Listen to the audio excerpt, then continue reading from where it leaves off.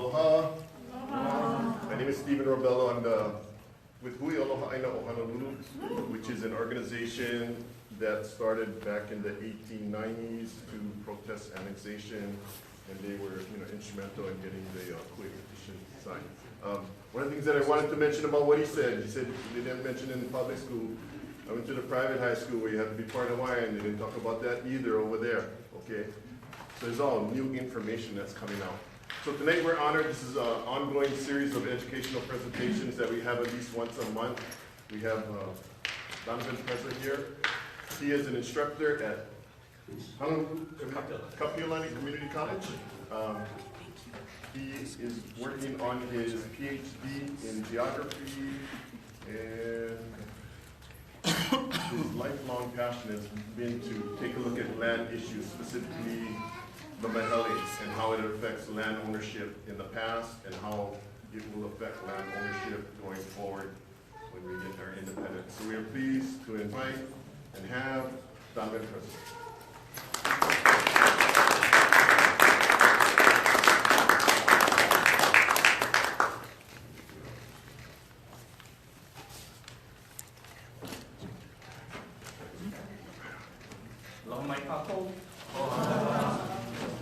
Mahalo to everyone. Mahalo to Lynette and to Kahui Aloha Aina for having me. Honored to be here. Honored to have this opportunity to talk. You spend 10 years in an archive looking at old documents, and then someone wants to. My talk is taking ownership of ownership. And what I'm trying to get at with that talk is, through my research, I found that the Maile is a Hawaiian thing. Yeah? If you look at all of the history books written by Hawaiian authors and non-Hawaiian authors, we give away the Maile. The Maile is somebody else's. The Maile is a foreign imposition. The Maile wasn't for Hawaiians. The Maile wasn't by Hawaiians. And that's the dominant narrative. In the same way, we just recently found out we're occupied and there's no treaty and all of that. In the last 10, 15 years, arguably, land is that similar story, where we've thought one thing, but the primary source documentation says something else. So I'm here today to present that story. Metaphor for you guys. The Maile is like Iolani Palace. If you take a look at Iolani Palace on the outside, it's very Western. Yeah? What about it is Hawaiian? That looks like something. Stacy Kamahiro did an article on the Iolani Palace talking about how the outside, the walls, the architecture were built to satisfy the international world. So on the inside, what's there? Koa staircase, kalo, all the symbols and all the motifs are Hawaiian. Yeah? So it's that reverse of that normal metaphor where you're white on the outside, or brown on the inside, but white on the outside. The coconut. The coconut. Yeah, since someone mentioned it, I didn't want to, but it's the flip, it's the opposite of that. Yeah? My argument is the Maile is a Hawaiian thing on the inside. On the outside, it is this Western thing. There is no other place in the world that is subject to the rights of Native tenants. That's Hawaii. That's not from Boston. That's not from Florida. That's not from anywhere in the United States. We have no public land survey system. Our land titles don't go back to township and range. If you live in America, your land titles go back to township and range. You buy a house here, $4 million. Your land title goes back to an Ahukoa. Yeah? Why are all of these things rooted in Hawaii? Because 1843, Hawaii is a country. 5 years later, we're transitioning to private property. That country is evolving. That country is growing.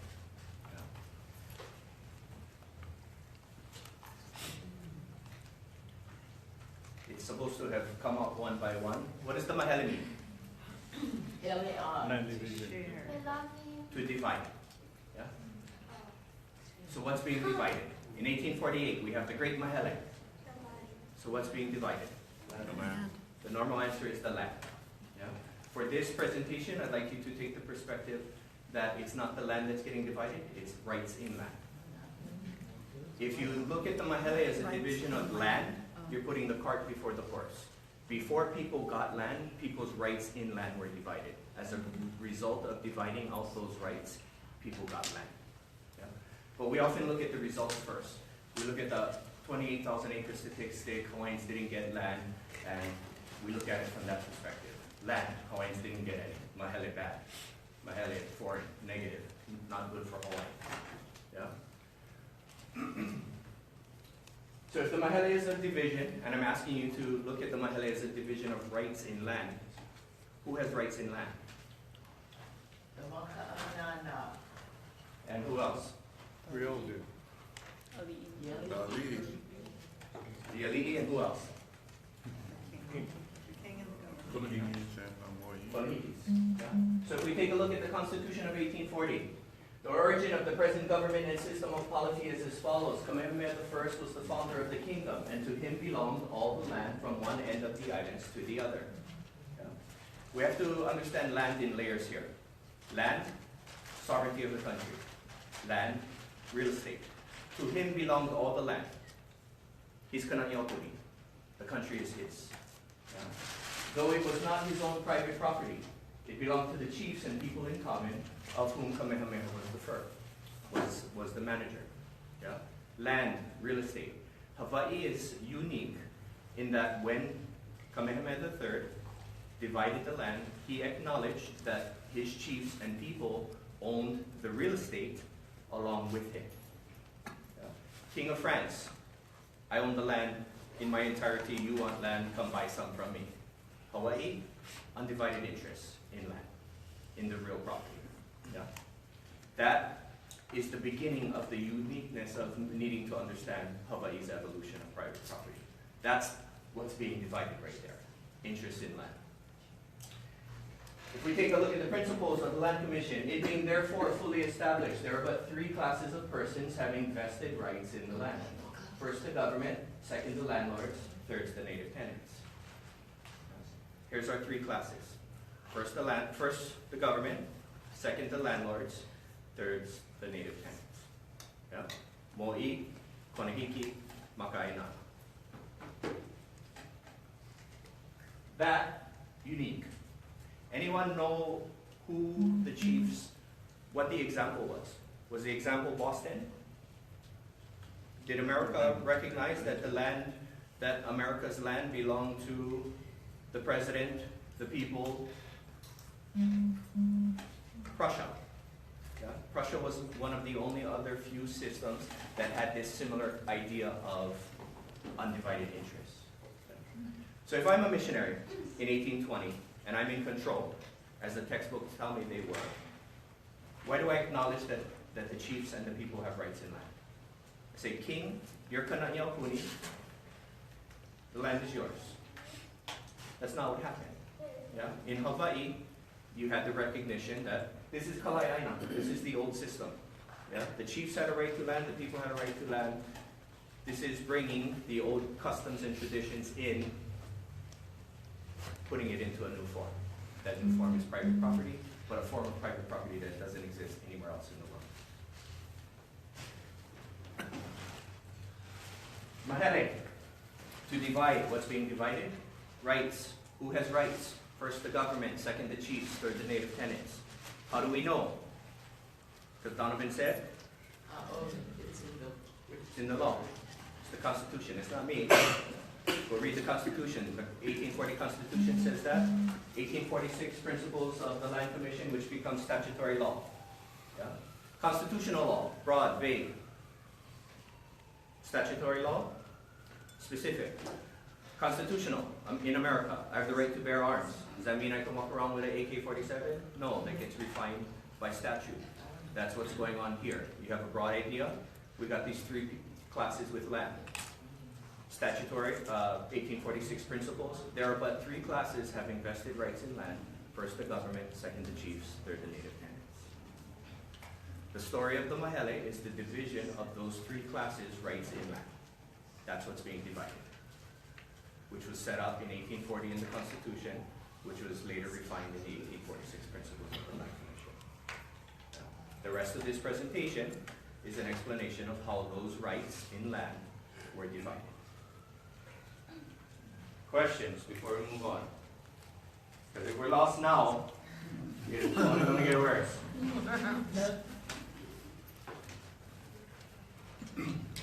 Keep in mind, I'm giving you what is an entire semester's class in an hour and a half. Okay, so I have to gloss some things. I'm available after for those of you who would like to ask me questions, but we should get the main idea. It's all right. Is it all right for us to record your voice, your lecture? I have a smartphone, so he's going to do it for me. Is that all right? Yes, you may. Uh-huh. Just be positive when you blow me up on Facebook. And if you're going to explain the rights in land, I can imagine what the government is, but what's the difference between how the Konohiki relate to the land and how the native tenants relate to the land? So in traditional times, you had your layers of chiefs, right? You had whatever the division was. You had your high chief, he gave it to the chief of an island. That chief of an island broke up an island into Alii, Moku, chiefs of different districts. Those chiefs of different districts broke that up into ahupua'as, and the ahupua'as got subdivided. So you had 6 to 7 landlords in traditional times. Anyone in that line ever lost favor or lost their land, theoretically, that whole line lost connection to and would have to be re-given permission. So it's that acknowledgement that this whole genealogy of people had rights to use and possess and live on the land. Okay. In Western property sense, undivided interest. We all are brothers and sisters. Each of these chairs is an acre or a plot of land or something. Yeah? We all have an undivided interest in this room. That means we can all come and sit anywhere in the room, any one of the chairs. That chair is not mine, that chair is not yours, that chair is not anyone specific. Partition that out, divide out our interests, partition our interests. That's your chair, not my chair. That's my chair, not your chair. Yeah? Divided interests, a specific chair, a specific plot of land is yours. Undivided interest, we all have a right to the whole thing, but no more to a specific plot than anyone else. Okay. Yeah? So in this metaphor, or in this idea, these 3 classes have rights to all 4 million acres of Hawaii. What's getting divided out, Maile, is each of those classes of rights. Because to begin with, it acknowledged we all have rights. It didn't say whose chair is whose. Right. That's the process we have to go through. The most misunderstood and miscontextualized thing when talking about the Maile is the Land Commission and what the job and role of the Land Commission was. The original job and role of the Land Commission in 1846 was not to do Kuleana lands. Kuleana lands, the Kuleana Act, got passed in 1850. What the Land Commission was doing in 1846 was looking at what I call oral claims. Oral claims are a chief comes from, or a ship captain comes from somewhere else. Hey, Kamehameha, I'd like some land. Kamehameha gives him some land. There's no written documentation at that time. It was an oral gift. I, Kamehameha, give you land, whatever the terms are. Yeah? So you have dozens of these, hundreds of these. People coming, doing favors for chiefs, doing favors for the king giving them land. 1846 rolls around, who has what? None of these guys are showing up on Friday for Poa Lima to work in the lo'i, to work in the chief's plot, to work in the chief's land. Yeah. These guys are working in the Western system. These guys aren't participating in the local system, the Hawaiian system. Yeah. These guys are outside of, they're leasing. They're not part of that native tenant traditional land system going on. So the first thing the Land Commission does is look at these oral claims. Who got land from Kamehameha or some other chief before 1846, and what kind of title did they get? In 1848, we have the Maile event. Yeah, so the Maile is this process of dividing rights, which you could argue is still going on today, or it's also this event that happens between January and March of 1848.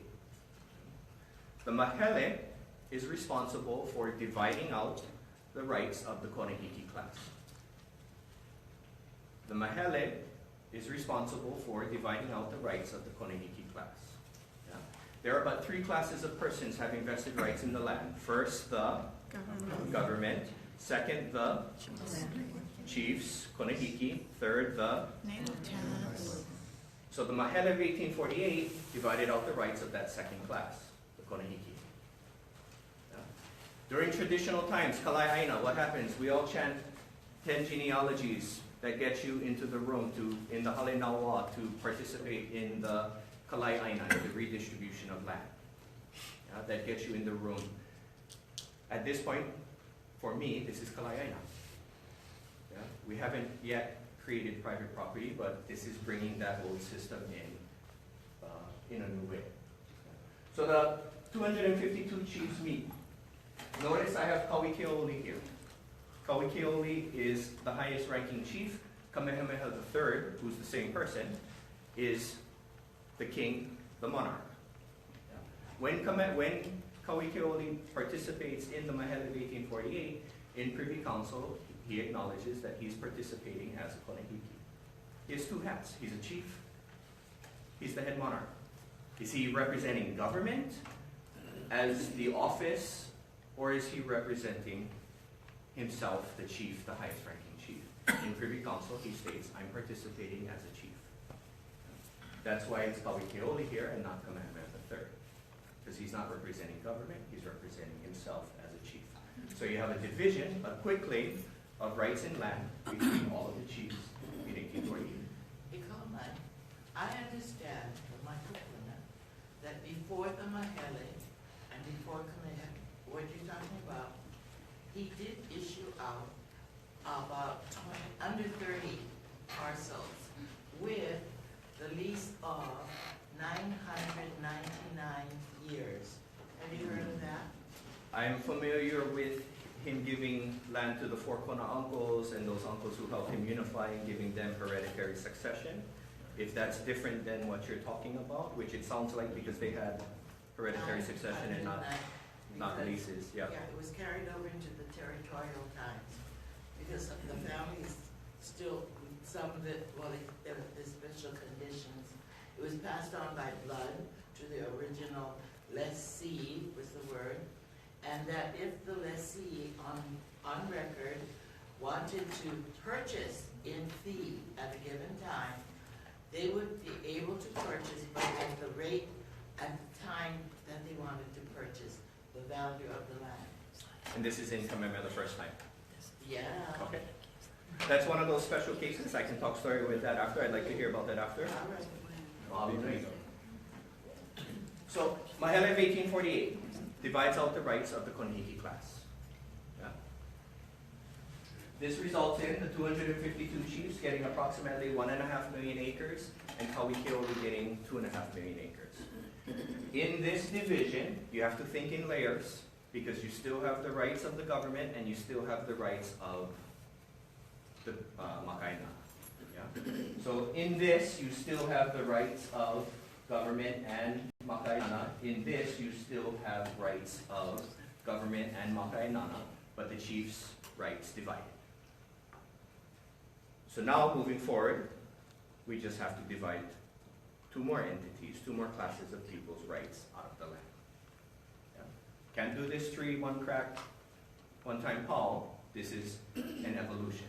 Yeah? This isn't a blueprint that was sent over from Boston and they did it like they did the public land survey system. Yeah? Think about this. All of us in this room were tasked with dividing Oahu today, tonight. Yeah? We chanted our genealogies we got in Kalai Aina, redistributing Oahu. Our ancestors, what's the first thing we're going to go do?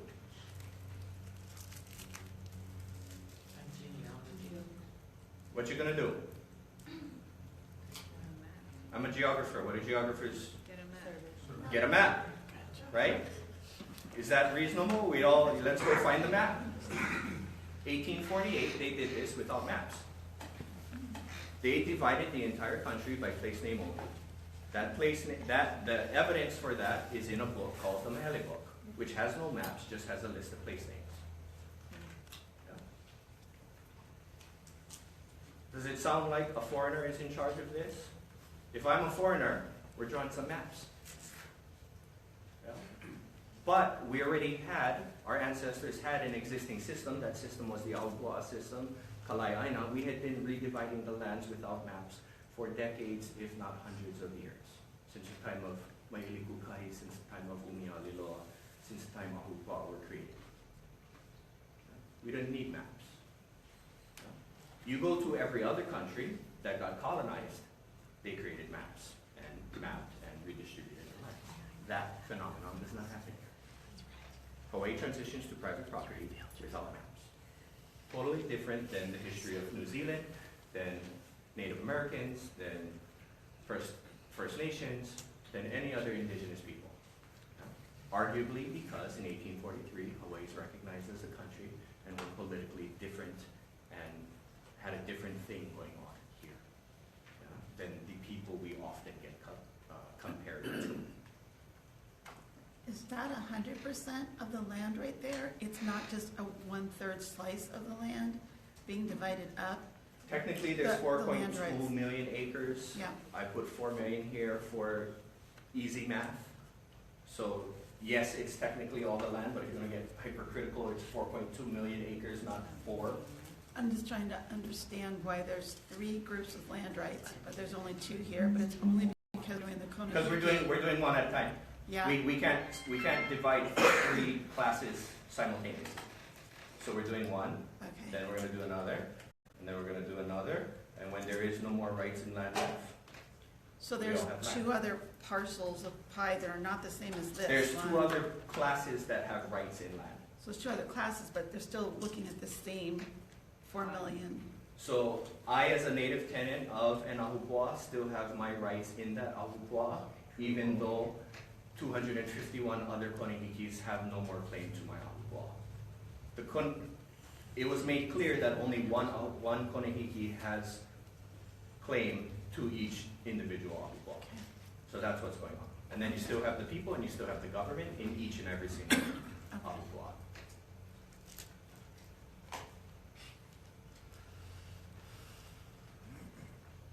Kauikeoli takes his 2.5 million acres day after the Maile, divides that between himself, the king, government, and himself, the Konehiki.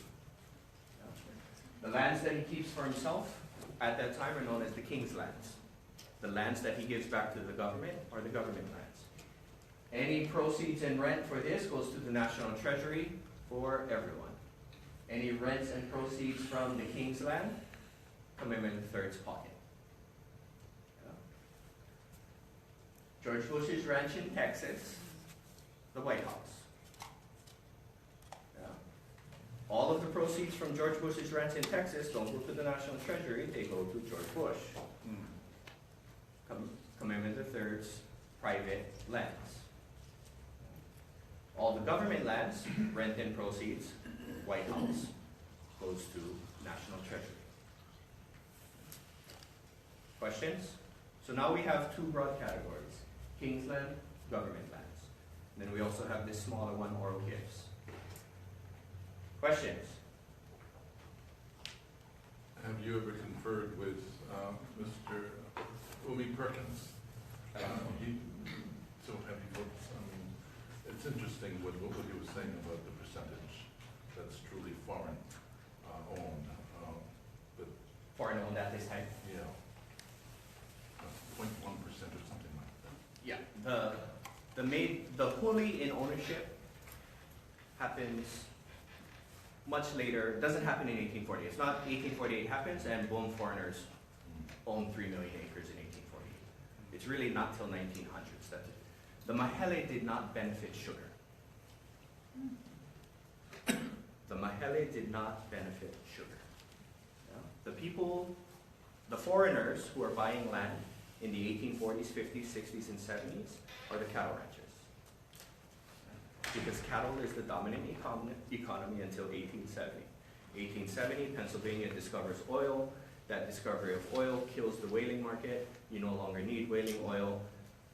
What do the whaling ships that are stopping in Honolulu need? Salted beef and other things that will last on a ship that's going to the Aleutian Islands. So cattle is the dominant industry. Sugar sugar, there were sugar plantations, but sugar as a dominant economy does not happen till after 1900. If you look at when sugar is starting to produce a whole bunch of stuff, it's post-overthrow. It's 1880s, 1890s. Sugar is leasing lands. What we'll get to later is that sugar leases the 900,000 acres of crown lands after they're made inalienable in the 1860s. Because if sugar buys land in 1850, you buy 100,000 acres, that land's not good for, the climate's not right, the water's not right, the shipping transportation's not right. There's no other game in town to purchase 100,000 acres. What you have to keep in mind is you have to put yourself back in the shoes of the context of that time. In 1850, there's 80,000 people. 400,000 acres, 4 million acres. 4 million acres divided by 80,000 people is one person per 50 acres of land. There is no land scarcity in 1850. There is land abundance. Today, there's 1 million people. There's 4 million acres. One person per 4 acres of land, which means you want to buy a house, you pay $1 million today. In 1850, one person per 50 acres. I did not have to make you stand up in order for me to have a seat. There were 49 other empty chairs in the room for every single one of us in the room. There's land abundance in 1850 because of depopulation and because of all the death that's going on. So when we bring in our perception of 2017 land scarcity, and you impose that on 1848, it's not the reality. It's not the context that was going on at that time. There's a very different thing going on in 1850, and we have to put our shoes in the feet of our ancestors to understand that context and that time.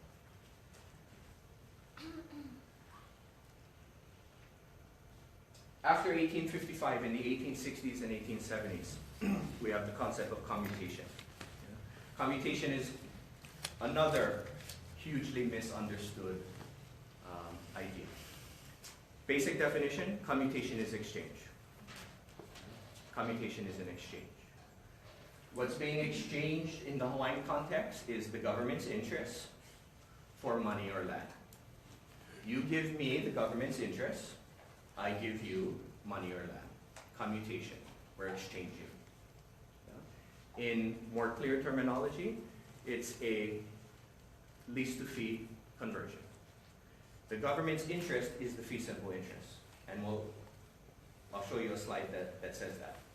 So the government is exchanging the fee simple interest in exchange for cash consideration or land. Because according to the law, you can either give 1/3 the value of the unimproved value of the land, cash, or you could give back land. So what the chiefs do, the 252 chiefs through the 1860s and 1870s, I don't have the date off the top of my head, but I believe it was in the 1860s. You had a bunch of chiefs who were together and basically give back 1/3 of their lands. The lands that they kept for themselves are theirs in fee simple. These lands that they give back, they exchange. We get to keep this, all in fee. We're exchanging from the government because the government's interests, that first class, there are about 3 classes of persons having vested rights in land. First, the government. The government's interest is the fee simple title. The government is commuting, exchanging the fee simple title, that one bundle of stick, if we use the Western property bundle of stick metaphor. They're giving us the fee because we had these other 9 bundle of sticks. I had the right to use, possess, exclude, all of these others. What I don't have is the fee.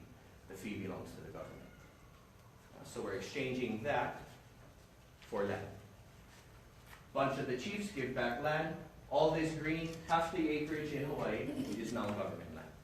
Approximately 2 million acres, government land in the 1860s after this. Commutation is not a tax.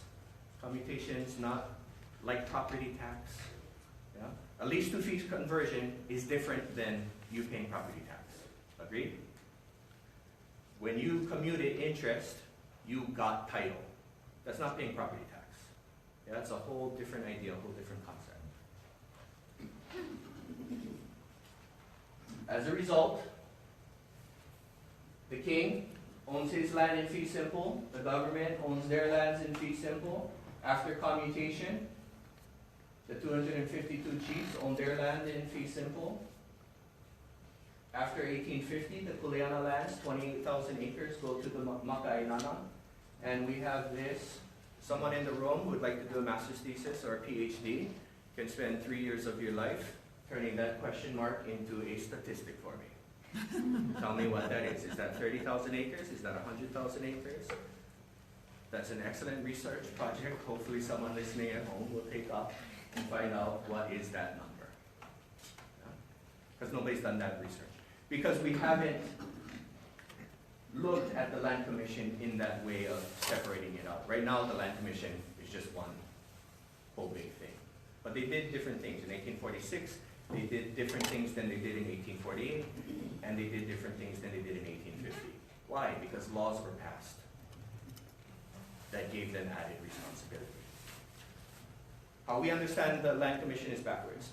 From 1850, we think that's what they were doing in 1848, and that's what they were doing in 1846. Understand what was the Land Commission doing in 1846? It's a whole different story. I'm a little confused. So, when I look at the We're in about week 6 of class, so. Okay. So when I look at the Maile book, and there's the 2 pages, the Konahiki is giving up some of this land as commutation, and that is happening in what, 1847, 1848, but you're saying it's 1855. So 2 different things going on here. In the Maile book, the king and each individual chief, left-hand side of the book is the king, and the right-hand side is one of the 252 chiefs, and they go back and forth. Yeah, that I don't put that in the commutation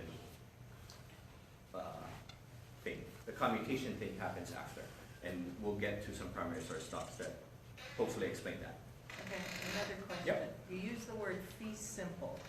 Now, if you look at the Bouvier dictionary that was being used at the time, the definition of fee simple is for a lifetime or for a life estate versus the way we use fee simple today, which is yours We'll get to until you the give it royal up. patents thing by the end. Okay, You gotta let me get through this. okay. Yes. Speaking.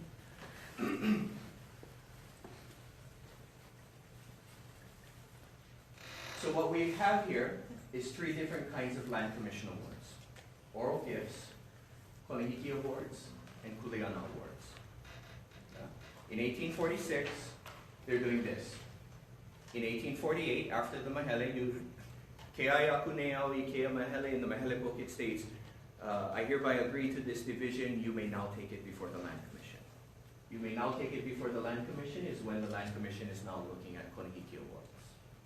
They're not looking at Konahiki awards in 1846 because we didn't have the Maile yet.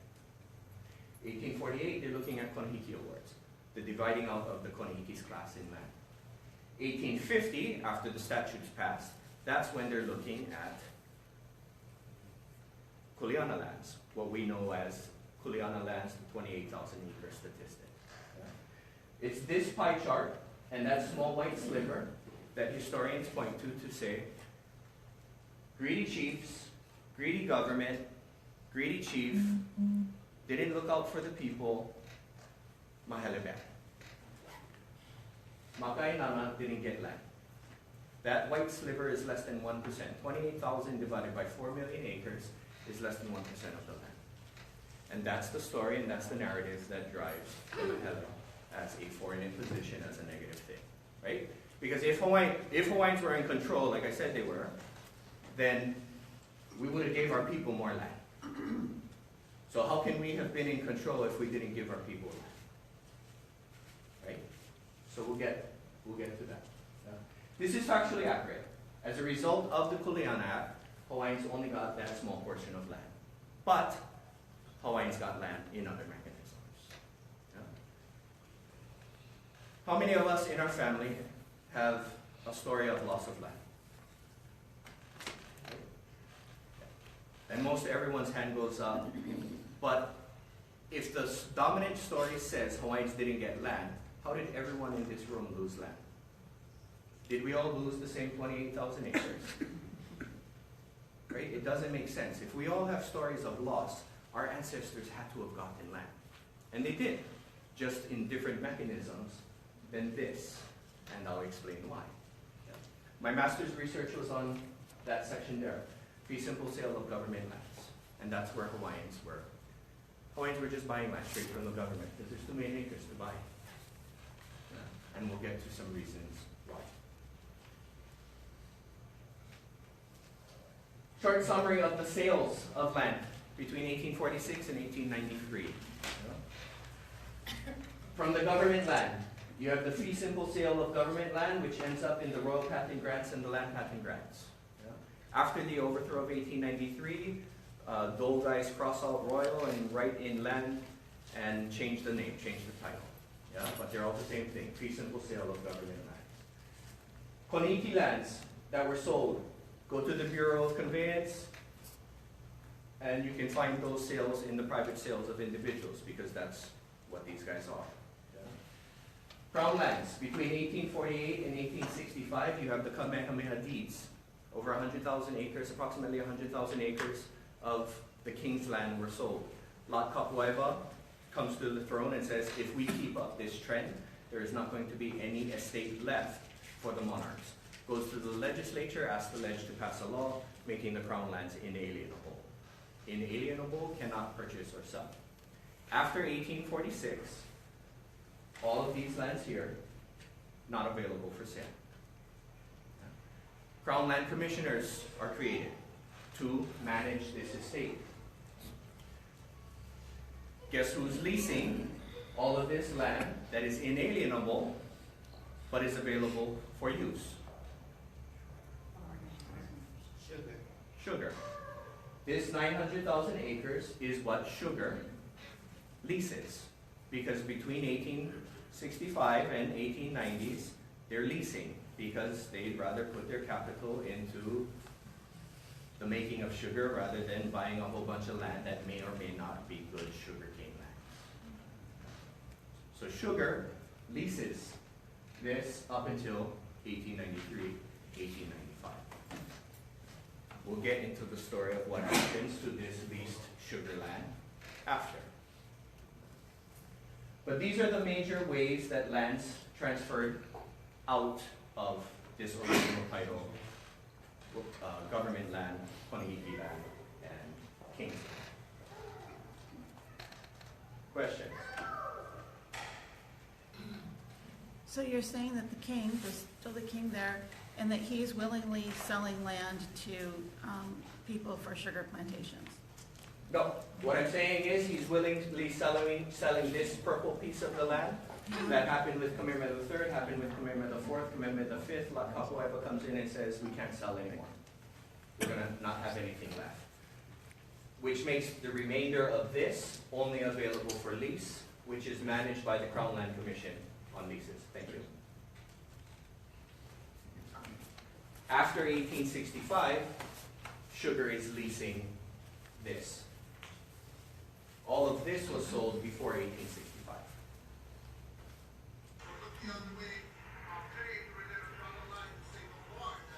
I see Farouk Brown. I know, I'm not, so, am I hearing? Not getting it? Wait, let me finish because she's still giving me that. By sold, you mean in the Western idea of what sold means?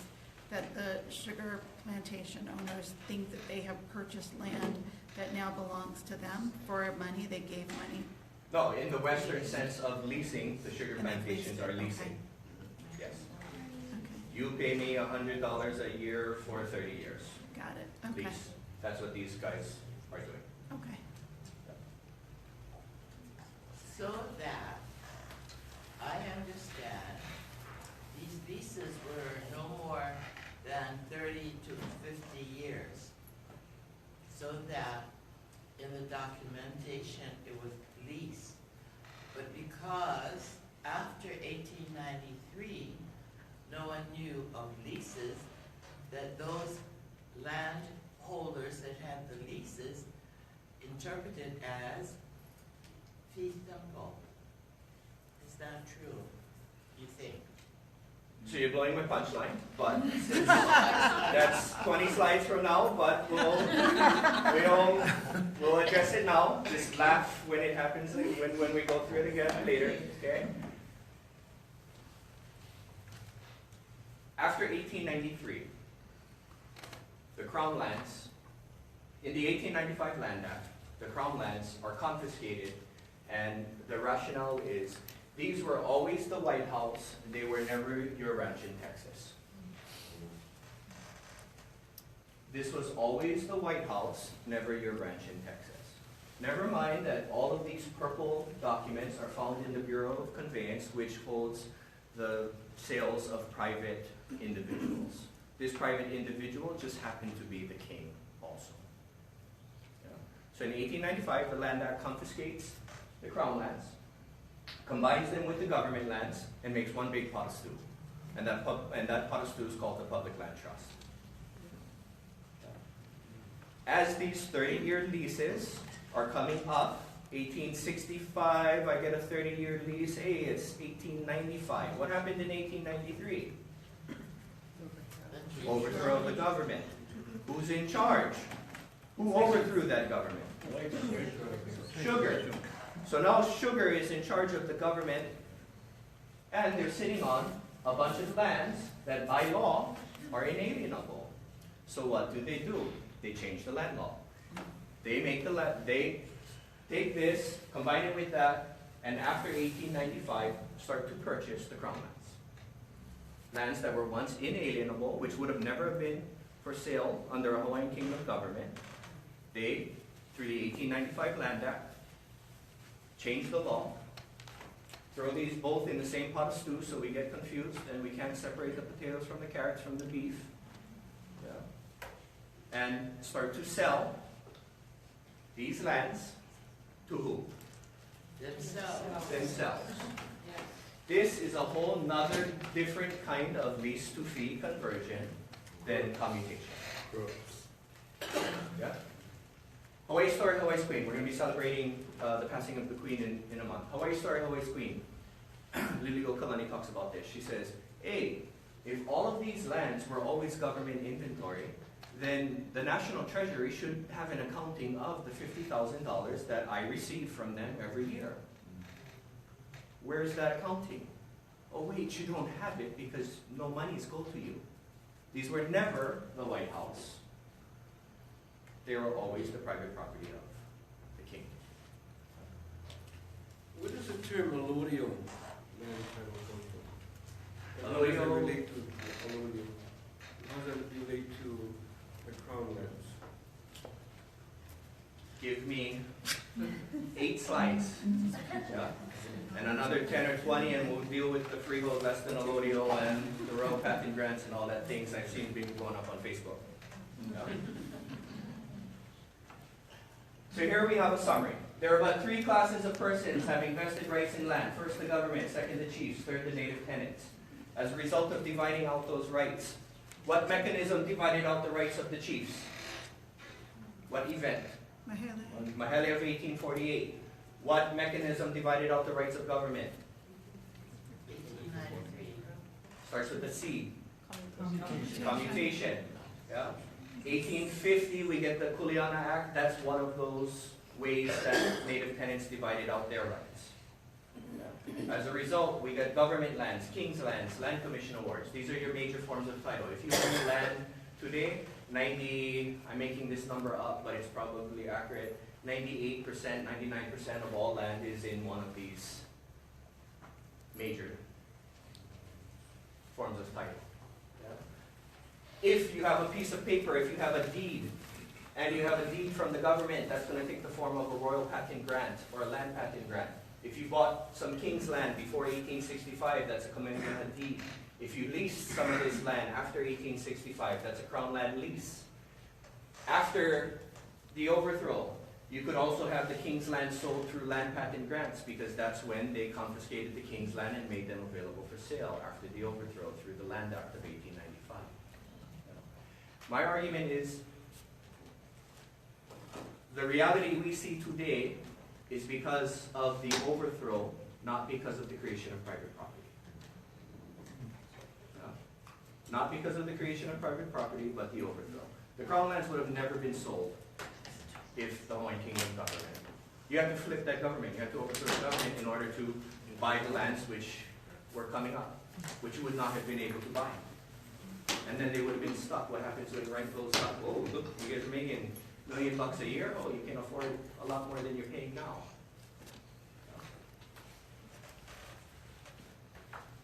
And then for the Land Commission Awards, we have Oral Gifts, Konihiki Awards, and Kuleana Awards. We're in week 12 of class. How are we doing?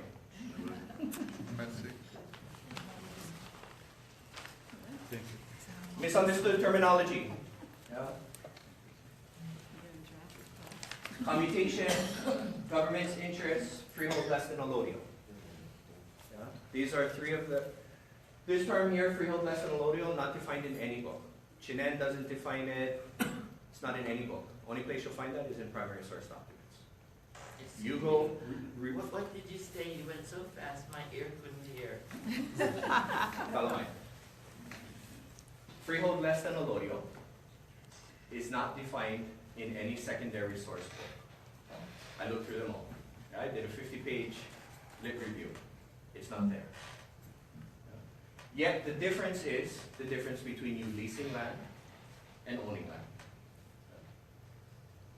I gave the same or a similar presentation at the Hawaii Land Surveyors Conference. And I won't name the company, but one of the abstractors from one of the big title companies came up to me after the presentation and said, I didn't know that that meant that. The head abstractor for a major title company did not know the definition of that term that is in every single Land Commission award and every single royal patent on LCA. And is not defined in any secondary source. You don't trust, don't take my word for it. Go find that phrase in a secondary source. That's what got me started on this. This is, when I looked in every single secondary source and they couldn't define this term, I knew the Maile was misunderstood. Yeah. It's the difference between owning and leasing. And the head abstractor at a very prominent title company did not know what that meant. Which tells me the title companies don't know what that means. Right? So this is my point back to taking ownership of ownership. If we think the Maile is not ours, that benefits them. Because we're the ones who don't know that this is ours. If you don't know you own this, and you yourself give it away, if I honestly felt the Maile wasn't ours and it was a foreign imposition, then it's a foreign imposition. But as a geographer, I've studied how colonizers colonize land throughout the world, and this doesn't fit any of the molds. So we're going to define all of these things through primary source documentation. Examples of the confusion. This is from Chinen. Except for the government's right of commutation, a land commission award gave complete title to the lands confirmed. What does complete title mean? Right? It can mean a whole bunch of things. Absolute Right? title. It can mean absolute, it can mean fee simple, it can also mean, what it's getting at in this context is if I have a lease and someone else comes on my property, I can eject them for trespass. In that context, I have complete title. I don't have the fee simple, absolute, most complete title of complete, but I have enough title to keep others from trespassing on my property. Yeah? And that's the context that this this quote comes from. A royal patent issued upon a land commission award did not confer or confirm title. It merely quitclaimed the government's interest in land. You see how important these three terms are? They're all in this sentence. Government interest, quitclaim. So if a royal patent issued on a land commission award did not confer or confirm title, what did it do? If it didn't do this and it didn't do that, why do I gotta do it? It didn't do anything, is what I interpret that as. It didn't confer or it didn't confirm. What did it do? Yeah. No wonder why we're confused. Yeah. It merely quit-claimed the government's interests. We'll come back to this because I'm going to define these and then we're going to take a look at why we're confused. Establishment of the Land Commission.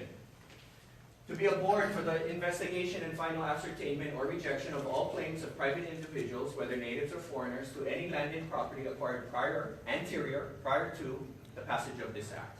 They're looking at land claims prior to 1846.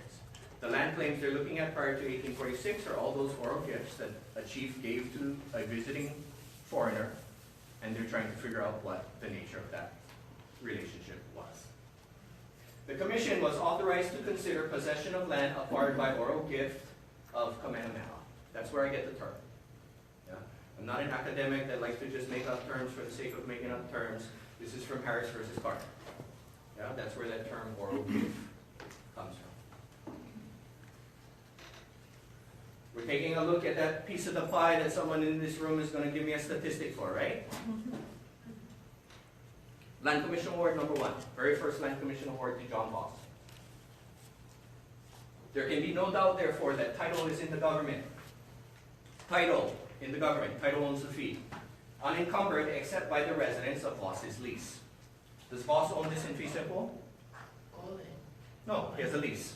Unencumbered except by Voss's lease, which will expire on the 31st day of March, 1865, up to which time the lessee should pay the government, the real lessor, $35. Here's a lease. Yeah. John Voss, Land Commission Award number 1, if you read it, says he got a lease. Land Commission Award 2937, William Harbottle. Here's an example of that oral gift. Yeah, it's telling the story of my father got the land from Kamehameha, who got the land, blah, blah, blah. The present claim is for different lands which are situated in the island of Oahu, Hawaiian Islands, all of which were received by the claimant from his father in the year 1832, the time of his decease, who received them from Kamehameha I a long time before and held them without dispute to the time when he left them to the claimant at his death.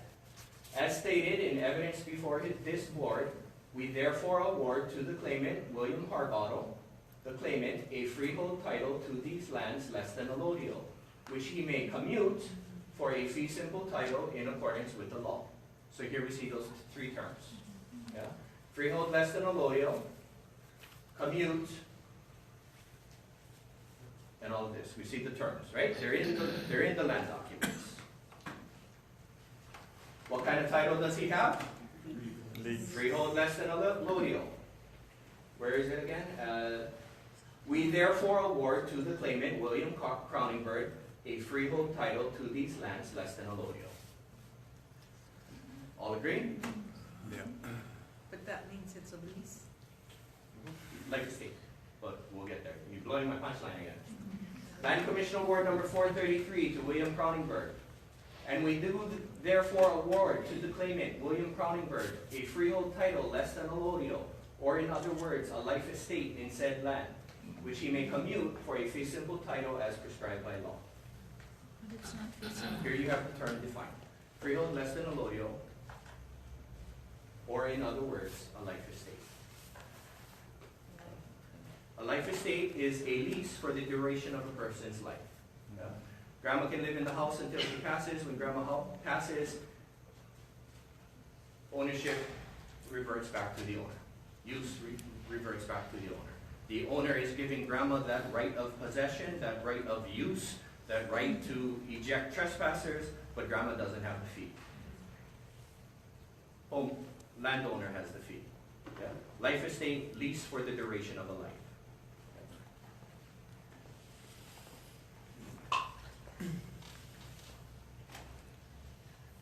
William Crowningbird gets a freehold less than a lodial, or in other words, a life estate, which he may commute for a fee simple as prescribed by law, which he may exchange for a fee simple as required by law, which means he does not have the fee, by the way. You may exchange it for the fee, but you obviously don't have the fee yet. Why don't you have the fee? Because you have a life estate.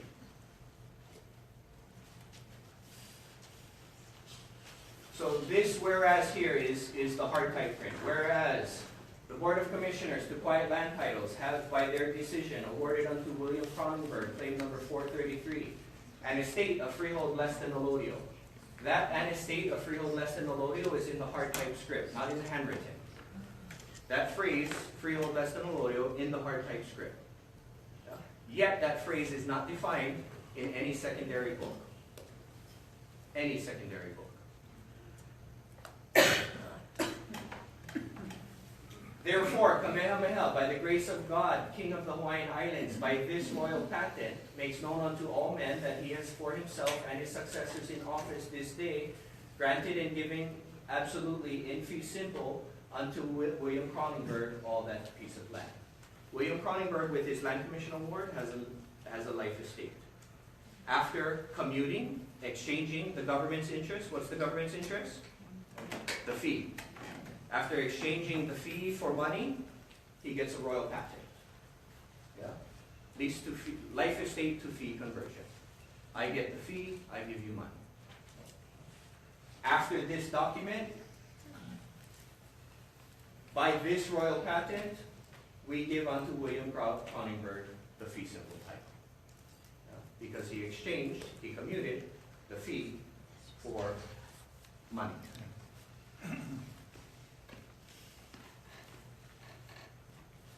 Land Commission Award number 807, to have and to hold the same during the term of 299 years, free of all rents, fees, charges, during the above term. How many of you guys want a 299-year lease for free?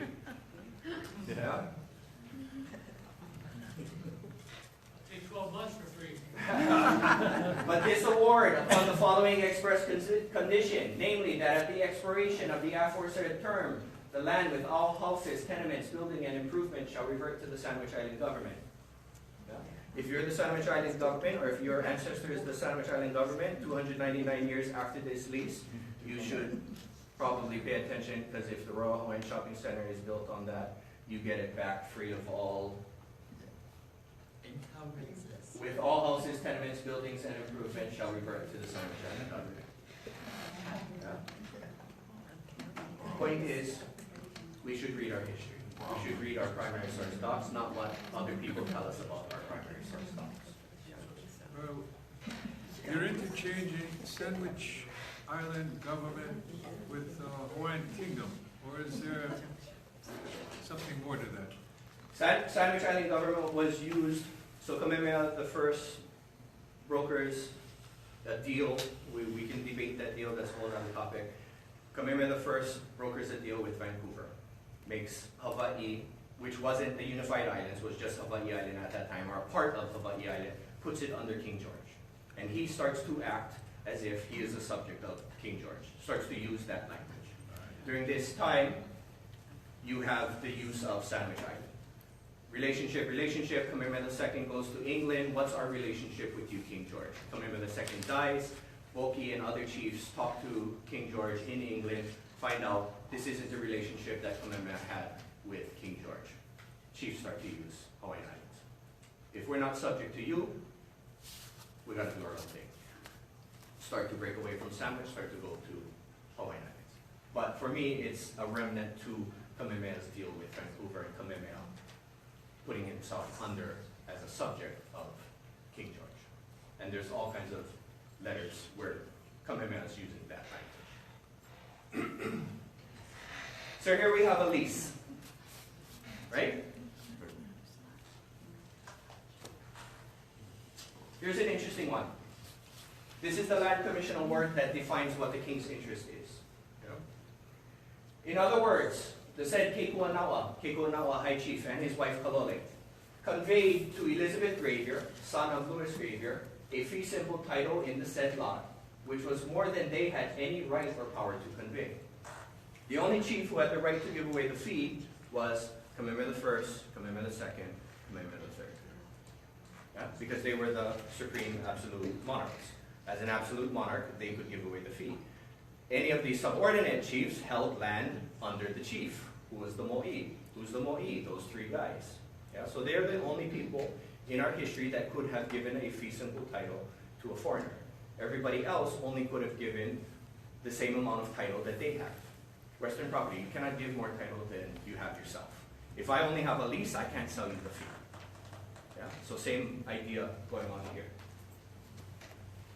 Which was more power than they had any right or power to convey, as they thereby conveyed away the rights of the king or government in the lot.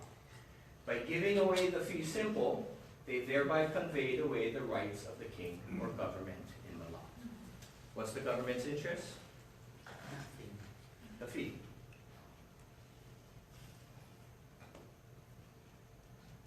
Keikoanawa gives away the fee. Land Commission says you can't do that. You don't have that power. You're not the highest. You're not the mo'i. If you gave away the fee, you gave away the government's interest. You're not the government. So there's our definition of government interest, the fee. Not because Donovan said, because Land Commission Award number 690, don't trust me, go to the archives, make sure that this says what I say it says. Yeah. So here's the Land Commission Award, where Louis Gray here. Land Commission Award says we can't issue this as is. They send it back to the Privy Council. Privy Council says, Keikoanawa, in the past you've done us favors. In this one example, we will honor the fee. We will commute. We will acknowledge that the government's interest has been extinguished. Ends up, by this document, Louis Graver gets a fee simple title.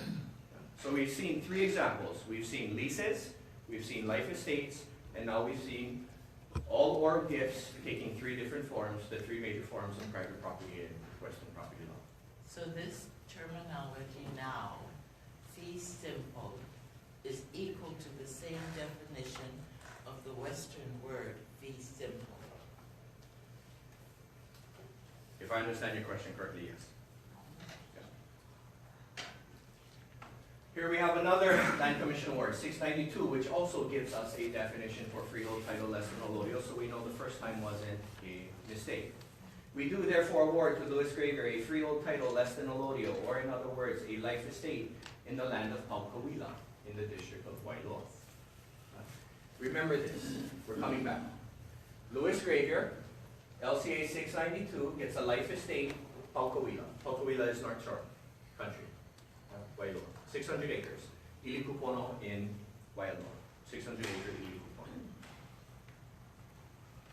I see 4 across. Questions? You had a question? On the last slide you had, the chief that was selling land that he didn't have. I just was curious, like, okay, couple questions. One is like, what if your Kamehameha like Ili Kulan and Ruth, and she sold land and gave her a patent to be a Kamehameha? So how did that work out with? The Ruth thing with Spreckles is a whole different story. That's not. If we can stay out of that one, because then that's a whole, not a 2-hour. That's another special case. That's not the normal this kind of thing happening. The other thing I wanted to ask was like a few minutes back, coming up from I guess 1855, like the people that got the life estates and the commute is using it exactly like how you're saying the exchange. Because usually commute is like to extend or to keep moving on. But you went from Commutation, yeah. not commute. Okay. Yeah, we're not commuting to work. Commutation exchange. And so, being the three, the first, the second, and the third, if they were the ones that don't know that could give out that land and they gave the leases and it was past their time. So what exactly happened to the land? It was supposed to go back to the king or the Kuliano or the crown land, so what happened to all that land? Title reverts to whoever had. Yeah, but That's where you gotta read the story. That's where each piece of land is its own story. You cannot generalize. You cannot generalize that this case here is my family's land in Maui. You gotta read what happened to your family's land in Maui. You cannot use any of these examples. They're all place specific. They're all context specific. The worst thing to do with land law is to generalize. It doesn't hold up. You've gotta read the stories. We just saw with 299-year lease with free of rent. We saw a lease for a regular duration, we saw take one up. There's 5 different stories. There's 10,000 of these. Yeah? So you gotta read the story of the land. That's the only way. And that's why this stuff takes so long, is because who has time to do research for 2,000 ahupuas, combine all those 2,000 stories to get the story. We haven't done that research yet. You have one book, Kahana, How the Land Was Lost. You have Haena, Carlos Andrade. There's 1,900 more of those books that need to be written.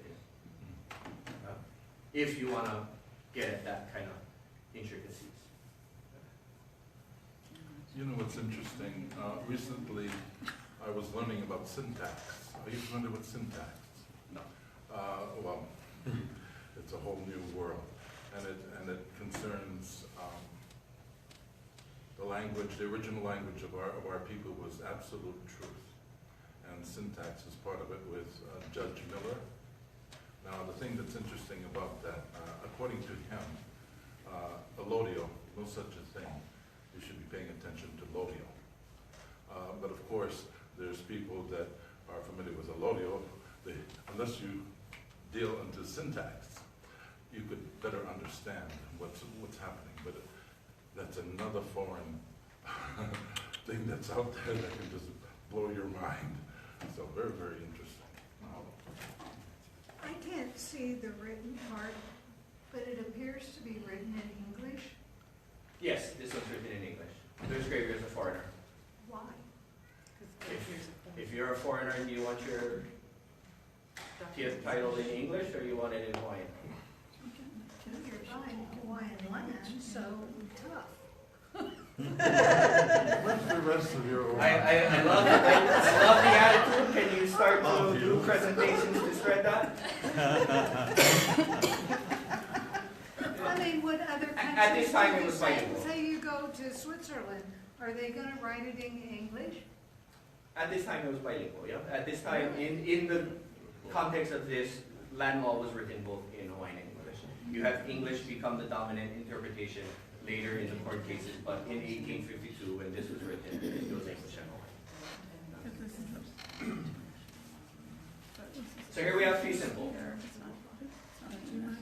Everybody remembering Louis Gravier, Life Estate, Paukuila. We're coming back to it.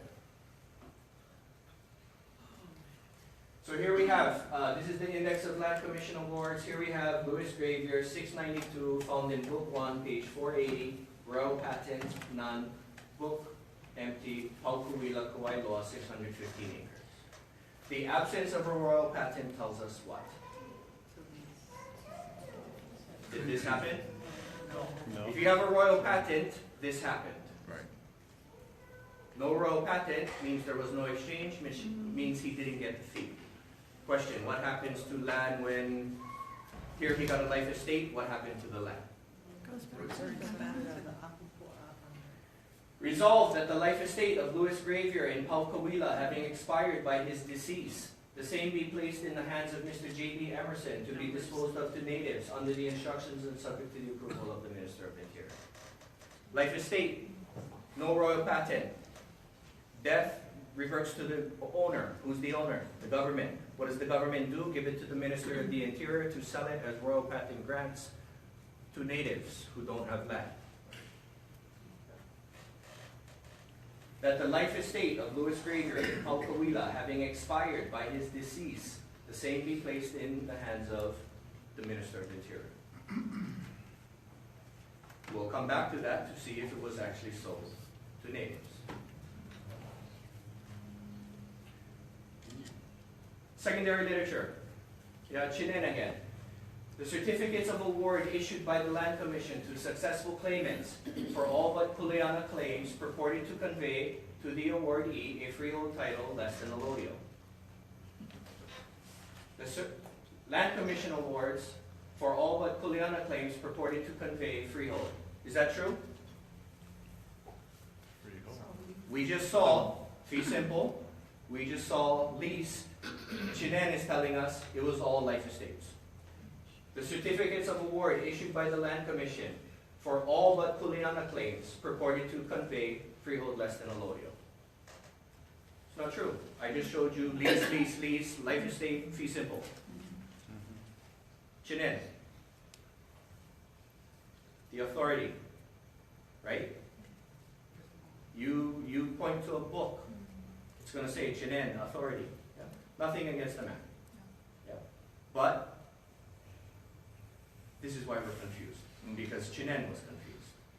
And if the authority is confused, and I just showed you primary source docs that says that's not true. No wonder why all the lawyers and all the judges are confused about land law in Hawaii. How is it that none of those land commission awards were looked at when the authority was writing the authoritative book? This is the irony. Land Commission Award number 413 is in Chinen. Chinen reproduces a facsimile, right, a copy of a Land Commission Award. Of the 10,000 Land Commission Award Chinen chooses, Land Commission Award 413, which has the phrase, freehold less. I showed you the same one. Don't trust me. Someone bust out Chinen, page 10, Land Commission Award 413. So who's Chinen? John Chinen, author of the Maile book. If you go to the primary source, if you ask someone who's the authority, go read Chinen.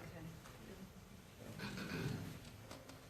Why Chinen of 10, the gods work in mysterious ways. Why Chinen chose that one Land Commission Award that has the definition for the word that nobody else has a definition for, but chooses not to define it or explain it. Why would you only go to one resource when you just said there were hundreds of them? Why would you look at one and use that as the... To be fair, in the last 10 years, we have the internet and digitization, and we have 1 million pages of the Hawaiian language newspapers up. Was that available to scholars in the 1990s? No. Right? I can now get a PDF of the Maile book from the archives. When I started my land research, I was working off literally a 6th, 7th generation Xerox of a Xerox of a Xerox of a Xerox of a Xerox, trying to figure out, is that a dot for an I, or is that noise from the Xerox 3 generations ago? Right? So, to understand the Maile, you have to read 50,000 primary source documents. Who had time to read 50,000 primary source We documents? could read 10. Right? Just, Yeah. so it's one of those things few people are going to engage in.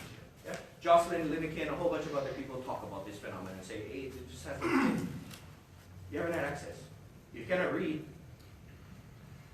Your alternative in the 80s and 90s was to go sit in a microfilm machine in there, and we all go to work from 8 to 4. That's when they're open. You're going to read for a year and a half? And then hopefully remember the 10,000 things you read, because it costs 50 cents a page to print them all. Right? But you're writing a book that everyone's going to say is the last word on something, so I don't know, how much time do you spend? No, trust me, I have much more critical things of his books to say that I can't say about it. Okay. Yeah, for me, Chinen is a repulsive kind of law. And I can show you phrases that are, if I did that, I would be accused of plagiarism. So you look at the publisher, and that's the source. You look at the publishers of that book, because they're the ones that wanted that written like that. University of Hawaii Press. Yeah. That's just And who owned that? Who owned it? State-owned. right? So here, Land Commission Award number 1. He's saying everything but kuleanas. This isn't a kuleana. Awards issued by the Land Commission to successful claimants for all but kuleana claims conveyed a freehold less than a lolio. This isn't a kuleana claim. This is a lease. It's not a freehold less than a lolio. Obviously, there's a misunderstanding. Those documents that we just looked at are just this one small piece of the pie. That's just the oral gifts. Yeah. So now you need to read the other 9,000 documents to explain the royal patents and the commemorations and the Koneipi Awards and that. Koneipi Awards We're now taking a look at this chunk of the pie. 1848, the Maile divides the rights of the chiefs. This is the Maile book. Ko Kameme III, Ko Victoria Kamamalu. Left side of the page, Kamemea. Right side of the page, one of his 252 chiefs. Back and forth, listing of lands, listing of lands. These lands are yours, these lands are yours. I don't have rights in your land, you don't have rights in my land. None of the 252 chiefs have rights in this land. Konihiki rights in land divided. Maile of 1848. Kiaya kuneo ike Maile o maikai kokamo I na aina I kakao I maluna. I hereby agree to this division. It is satisfactory. The lands above inscribed are the king's. I have no right to them. I hereby agree to this division. It is satisfactory. The lands above inscribed are Victoria Kama Malu's. This is 1848. She has permission to take them before the Land Commission. The Land Commission isn't doing this in 1847 because there's no Maile. Here in the Maile book, King says you may now take this. Maile book did not give title, it acknowledged title. You wanted title, you had to go get title from the Land Commission. Maile book acknowledged your right to title. Land Commission gave you title. Here's an example of what Kamamalu's Land Commission Award 7713 upon a number 30 looks like. Very different form, right? You don't have this narrative, oh, I got this from the king who got it from my father who got it from the king in 1832. You don't have that. This is a different thing going on. Yeah, this is Kamamalu, one of the chiefs. You will find her name in the Maile book. She's there.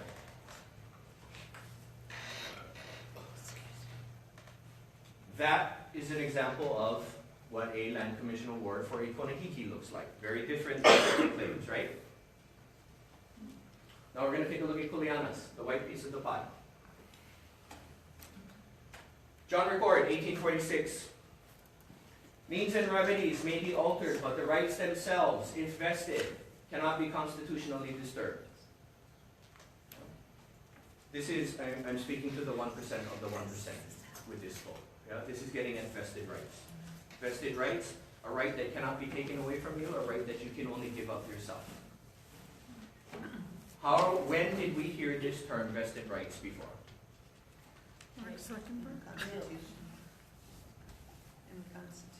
Constitution, 1846 Principles of the Land Commission. There are but three classes of persons having vested rights in the land. First the chief, first the government, second the chiefs, third the native tenants. Means and remedies may be altered, but the rights themselves, if vested, cannot be constitutionally disturbed. We have a lot more for us preserved in law than we think. In 1893, the government was overthrown, and the perspective and interpretation of that law fully with the government. If the Maile is not ours, neither are the vested rights and all the things that our ancestors preserved for you.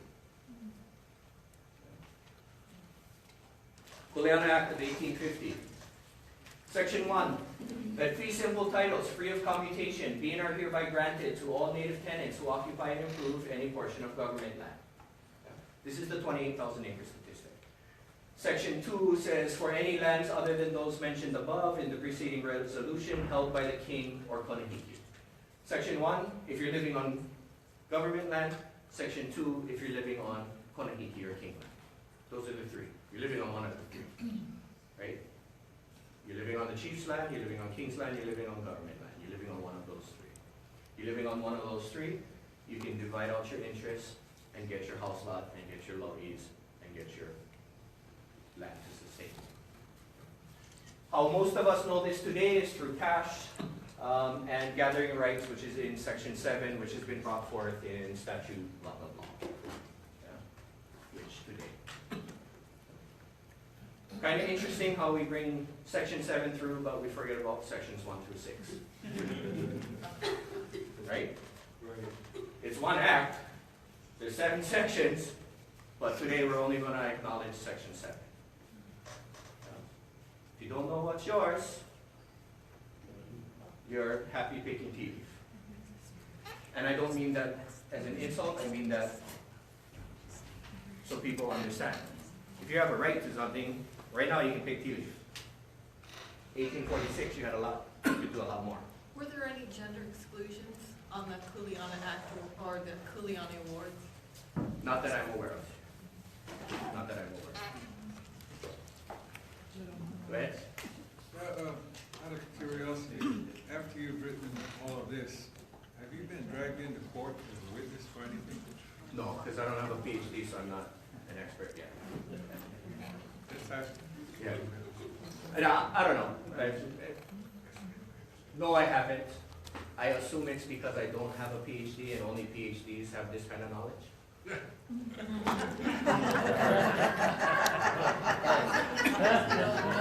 How long before?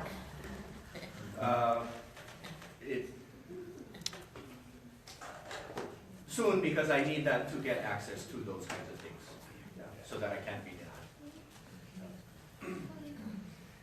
Land Commission Award, here's a Kuleana. You see the survey, you see the survey notes, Akal 23 degrees, thank you very much.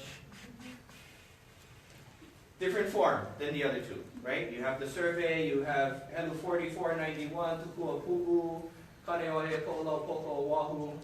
But still, you don't have that narrative. You just have Apanawan, E Pahale Ma, Pula, and it goes on to give the this bearing and this distance, this bearing and this distance, and gives the survey, and then it draws the survey here. Kuleana Award.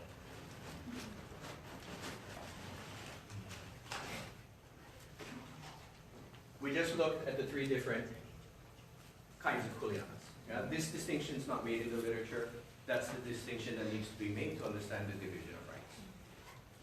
Otherwise, it's just one big pot of everything with no distinction. Thrones Annual, page 36, 28,000 acres, total area of land commission awards, kuleanas. So here we have the breakdown. Here's where you get 9,000 acres on Hawaii, 7,000 acres on Maui. Puna is broken down by district. Puna, 32 acres. The entire island of Oahu fits in Puna. You look at that statistic, the people of Puna got screwed. Right? 32 acres. We get 32 acres in a land the size of Oahu. They got screwed. But they didn't, because Puna is all government land and they were buying government land. 17,000 acres of Puna is bought through government grants. Hawaii's got Did land. I hear you say lost? What was the word you said, lost to government land? Is that different to you? Royal patent grant, say again? No, I mean, that sentence that you just finished, did I hear you say something, lost, L-O-S-T? No, he said bought. Oh, bought? Bought. Yeah. Oh, okay. So Hawaiians in Puna bought land from the government, which doesn't show up in the 28,000 acre statistic. They bought 17,000 acres of land in Puna, because Puna was all government land. Yeah. So here's a quick story. Example, out in Kaena, the Aila family, I believe it's William Aila's ohana.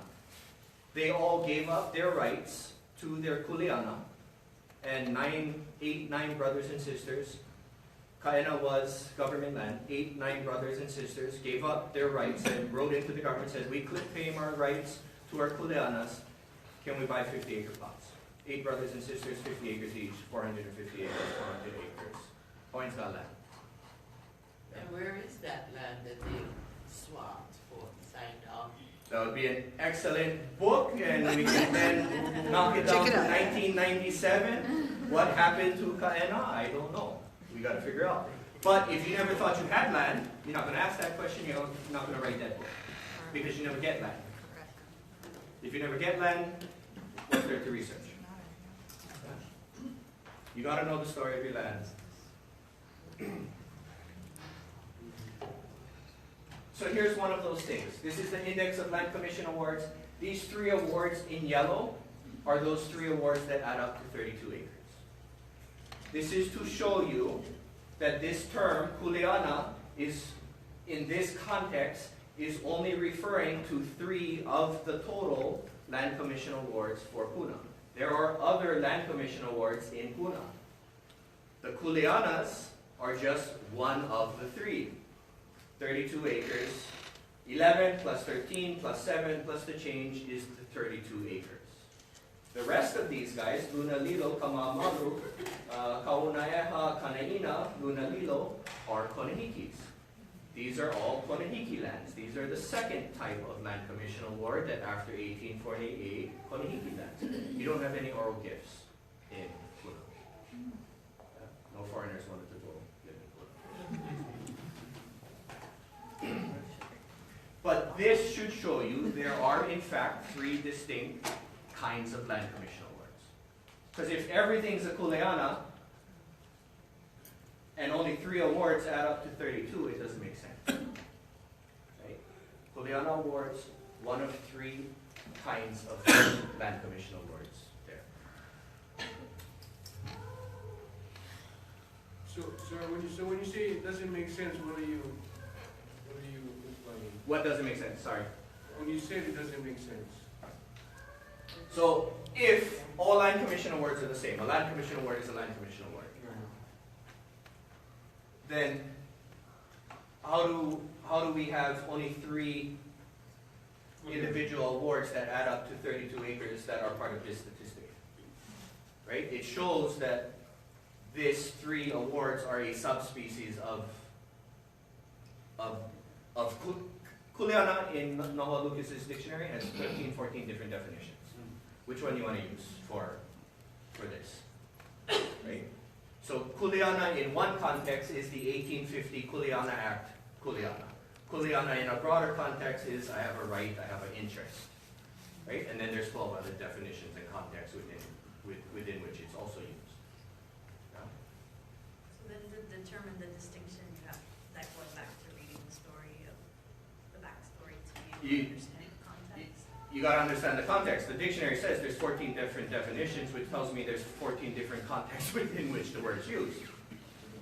If it means the same thing everywhere, we got one definition. Right? So this is what I'm getting at about the context-specific, story-specific, place-specific. You can't take definition number 1 because it suits you, but it's out of context. Right? You got to explain away the other 13 too if you're going to do that. Royal Patent Grants. I have no idea what time it is. I'm just talking. I spent 10 years of my life. You're hostage. You're stuck. Thank you. Hour and a half is up. What time now? 10 after 8. Oh, okay. If you gotta go. Royal Patent Grants. Feasible sale of government lands. So this was my master's thesis. I looked at every single sale of government land from 1846 to 1893. Got the microfilm converted to digital, got the digital copies so I could read them at home and not in the basement. Got them converted, got them printed, transcribed them all, put them in Excel so I could tell you who bought what land where, how many acres of land was bought in Puna, how many acres of land was bought in this district, in this Ahupua, how much land was bought in this Ahupua between 1850 and 1860, 1860 and 1870, so I could do all the breakdowns.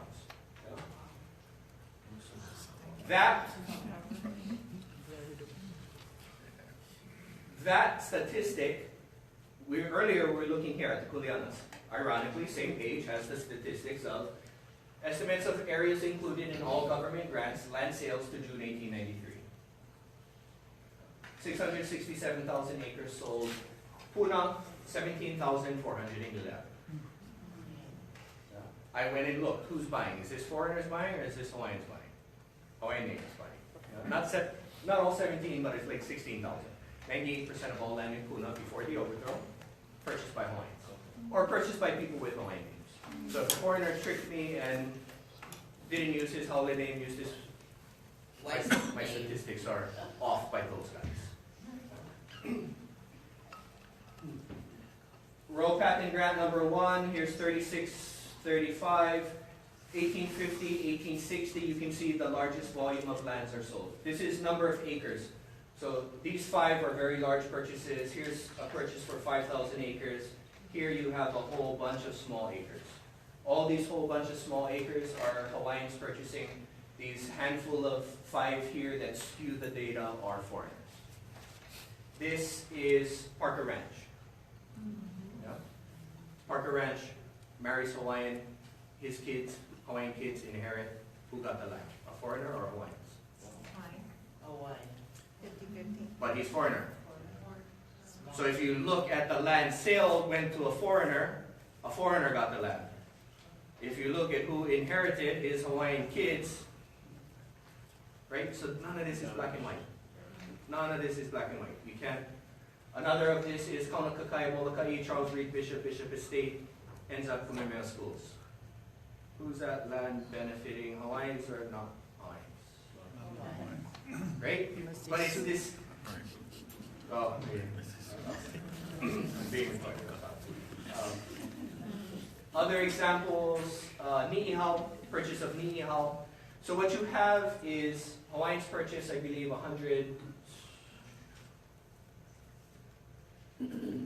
100-something thousand acres of very small plots, 1 to 50 acre plots.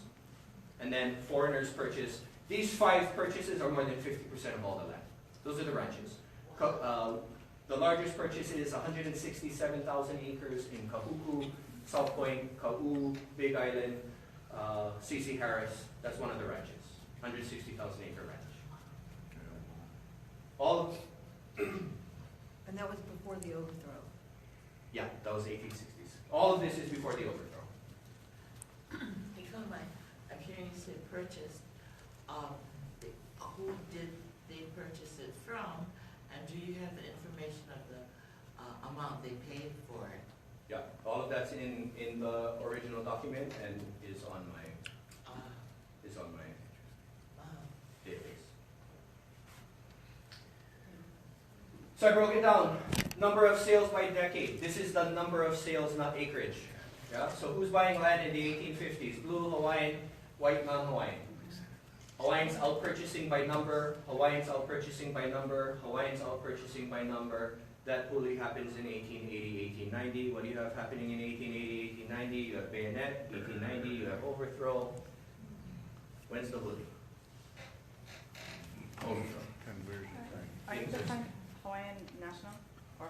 No, these are ethnic because the 28,000 acre statistics ethnic, so I stuck to ethnicities. But there are very few foreigners in 1850.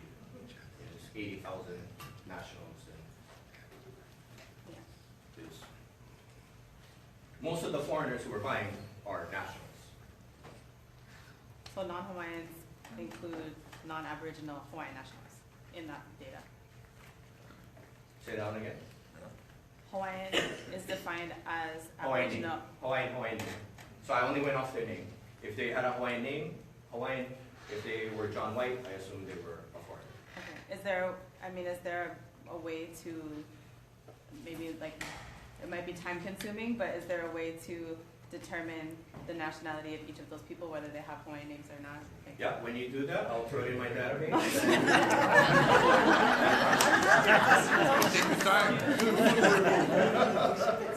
This was 3,600 documents, so that's 3,600 rows times 12 to 20 columns.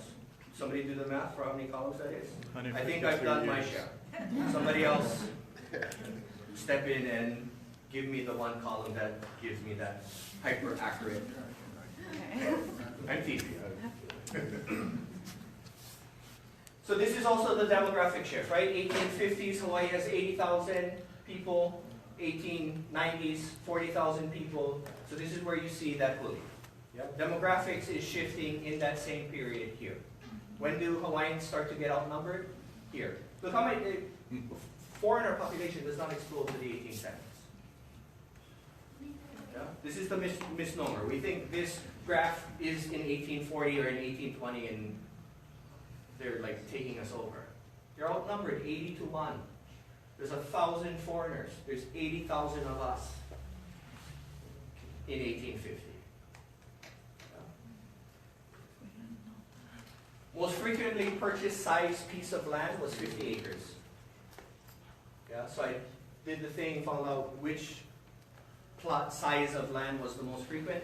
50 acres. Remember that Kuleana Act thing, how we forget sections 1 through 6? Section 4, that a certain portion of government lands in each island shall be set apart and placed in the hands of special agents to be disposed of in lots from 1 to 50 acres. In fee simple, to such natives as may not be otherwise furnished with sufficient land. How many of you guys want this law in the books today? To such natives who don't have land, I'll sell you 1 to 50 acres, 50 cents an acre. I will take whatever the inflation price is from 50 cents. Yeah? The manao at this time was to get people on the land because there's land abundance and you have people, the lands are not productive because of the high debt that's going on. We are not fulfilling our kuleana as people because there are not enough of us alive. That relationship to the land, the Maile did not sever the relationship of Hawaiians to land. Depopulation severed Hawaiians' relationship to land. As a result of depopulation, the Maile was an attempted solution, not the severing. The severing already happened with depopulation. People are dying. There aren't enough people on the land to take care of the land. That's not the Mahele's fault. The Maile was one of the means to fix that.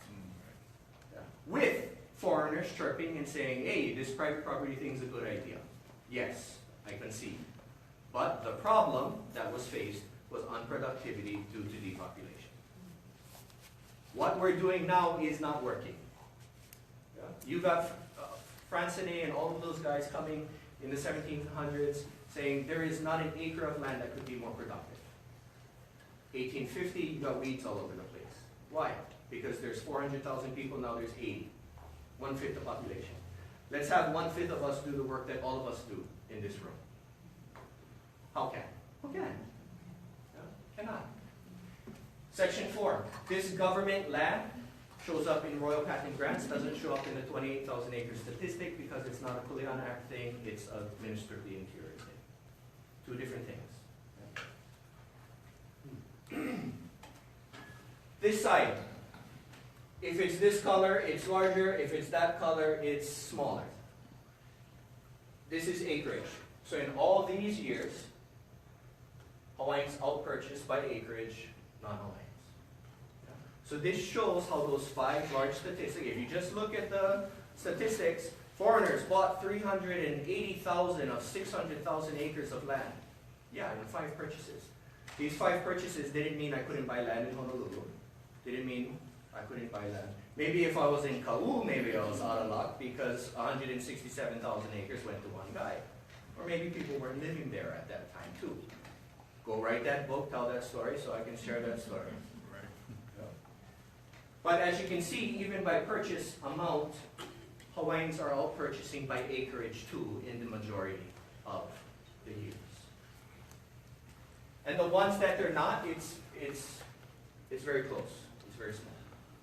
Those 5 purchases skew the data if you just look at general statistics. You got to look at the small stuff. 2,000 awards, 71, so 167,000 acres. Yeah. Average was 68, the median's 22. Most frequently purchased size 50. The range, the largest size purchase was 5,000 acres. If I'm a Hawaiian with 10 kids, I don't need 5,000 acres. If I'm a plantation, I do. If I'm a, right? I got 5 acres on the Big Island. That's 4 acres too much. I can't take care of 5 acres by myself, if I'm being honest. But that part of me says, hey, I gotta get plenty acres. Our ancestors never get land, so I bought plenty land. Now I gotta take care. Non-Hawaiian purchases, the statistics. Paukawila. How do we know Paukawila? Life estate, Louis Graveyard. Went back to the government, to the sale. Resolved that the life estate of Louis Graveyard in Paukawila, having expired by his decease, the same be placed in the hands of Emerson to be disposed of to natives. Here's the Royal Patent Grants, the fee simple sale of government lands in Paukawila. Paukawila, Paukawila, Paukawila, Paukawila. 100 acres, 100 acres, 50, 1, 1, 1, 1, 1, 1, 1850, 1851, 51, 51, 51. Read the names, they're all in. Ehu, Ha'aho, Hakapau, Halopau, He, Imaui, Kahavai, all Hawaiians purchasing. So how do you reconcile that? Here he got the Land Commission Award, but then 1 month later went to Hawaiians. Right? So the general statistics, the generalizing stuff, doesn't do the Maile justice. Government grants, puna. Fee simple sale of government land, puna. Red line, 1893. Blue line, Hawaiians. White line, non-Hawaiians. Before 1893, Hawaiians purchased 79% of all acreage in Puna. 13,000 of the 17,000. After 1893, Hawaiians purchased 8%. Non-Hawaiians purchased 92% of the land in Puna. This spike right here is Ola'a. Driving up to Mountain View, Ola'a, right-hand side of the road, soil, left-hand side of the road, blah, blah. Ola'a. If I told you not a single acre of Ola'a was sold prior to 1893, who could give me an educated explanation? It was Crown lands. Why is Ola'a not sold before 1893? Because it's Crown lands. Crown lands weren't confiscated and made part of government inventory until the Land Act of 1895. You could not have purchased Ola'a, and it was not purchased prior to. You have different kinds of homesteads. You have homesteading programs in the 1860s where they're trying to get Hawaiian nationals onto the land here. You have the homesteads of the plantation of the post-overthrow area. Ola'a homestead is one of those, which is trying to get Americans from America through house lots.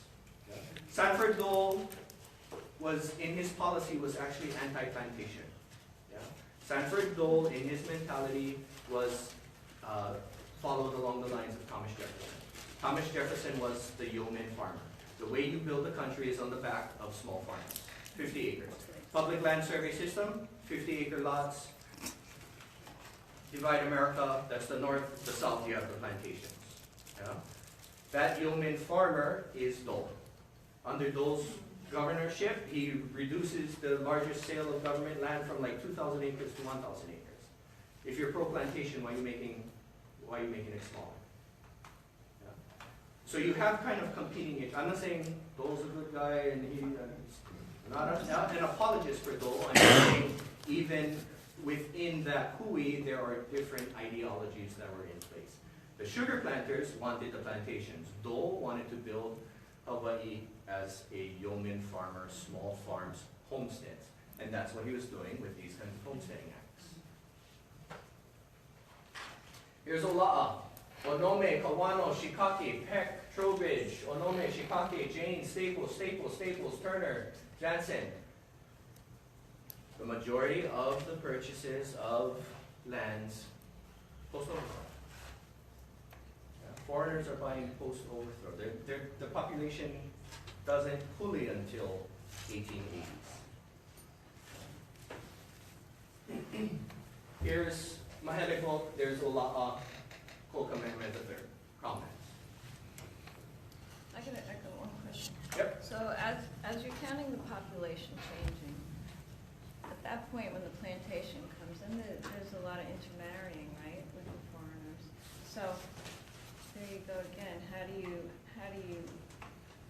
say that one generation later they're still foreigners? Are they? Because their kids would be half Hawaiian or something. So when you're counting just names, I mean, if you count the names in this room, I don't know how many would be Hawaiian. Well, all my counting of names was pre-overthrow. I didn't do any of the counting of names. Only for Puna, I did. Okay. Just for that, because I wanted to see that dynamic, if there was this pre-post dynamic in the same way that there was elsewhere. Land Act of 1895. The cosmopolitan character of the population of the territory is well known. Large numbers of Japanese, a smaller number of Chinese, Koreans, Portuguese, referred to the Hawaiians and part Hawaiians, and scattering representations of other races, and the comparatively small number of persons who are of Anglo-Saxon descent, making a showing, blah, blah, blah. In order to develop a citizenship here that will be always improving in those characteristics which are recognized as the highest attributes of American citizenship, it is essential that the class referred to as Anglo-Saxon should be largely increased, and particularly that it should be increased by the introduction of persons from the mainland. Oh my God. They explicitly, this is not even interpretive, they explicitly state their intention for the 1895 Land Act is to flip the demographic. Why are they flipping the demographic? Because the number of Chinese laborers, the number of Japanese laborers, white foreigners will not be in the majority during this period. Hawaiians were dying, right? Our statistics are going down. Who are they worried about? They're worried about the Japanese who came over in a plantation, who has a child here. You have a child in this country through birth on the soil. That child has citizenship. Citizenship, right to vote. Right to vote, white foreigners are losing the demographic vote come 20, 30, 40 years. This Land Act is meant to mitigate that. And you see that happening. After the overthrow, they don't have the power of the ledge. They have the judiciary and other things. They don't have the ledge because they don't have the people, because they don't have they're outnumbered. Yeah. But here you see, which for those of you who are into the sovereignty thing and war crimes and that thing, this is a war crime.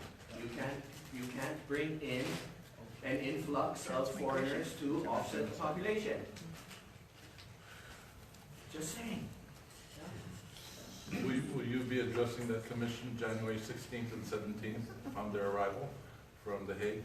I will not. I have not been asked Asked to be a yet. part.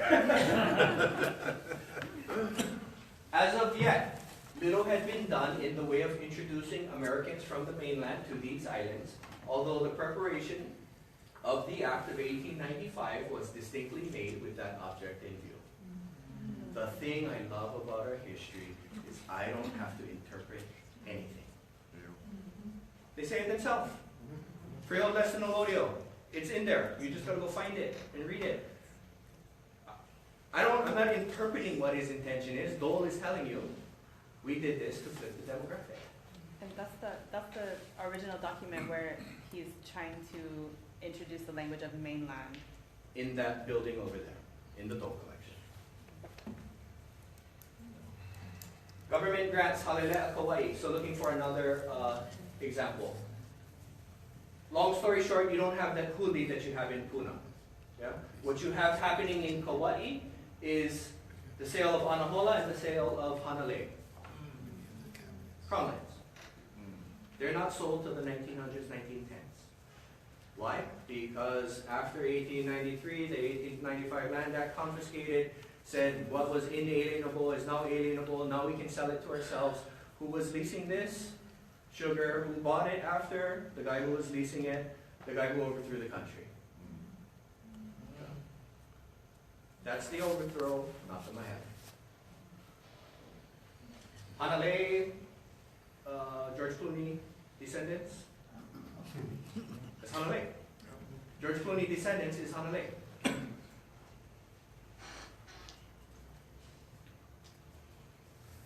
These two purchases for 1,800 acres. Here you see the LPG, Land Patting Grant. Why LPG? Because it's after the overthrow. Cross out royal because America got rid of that royal thing. They revolted against the king.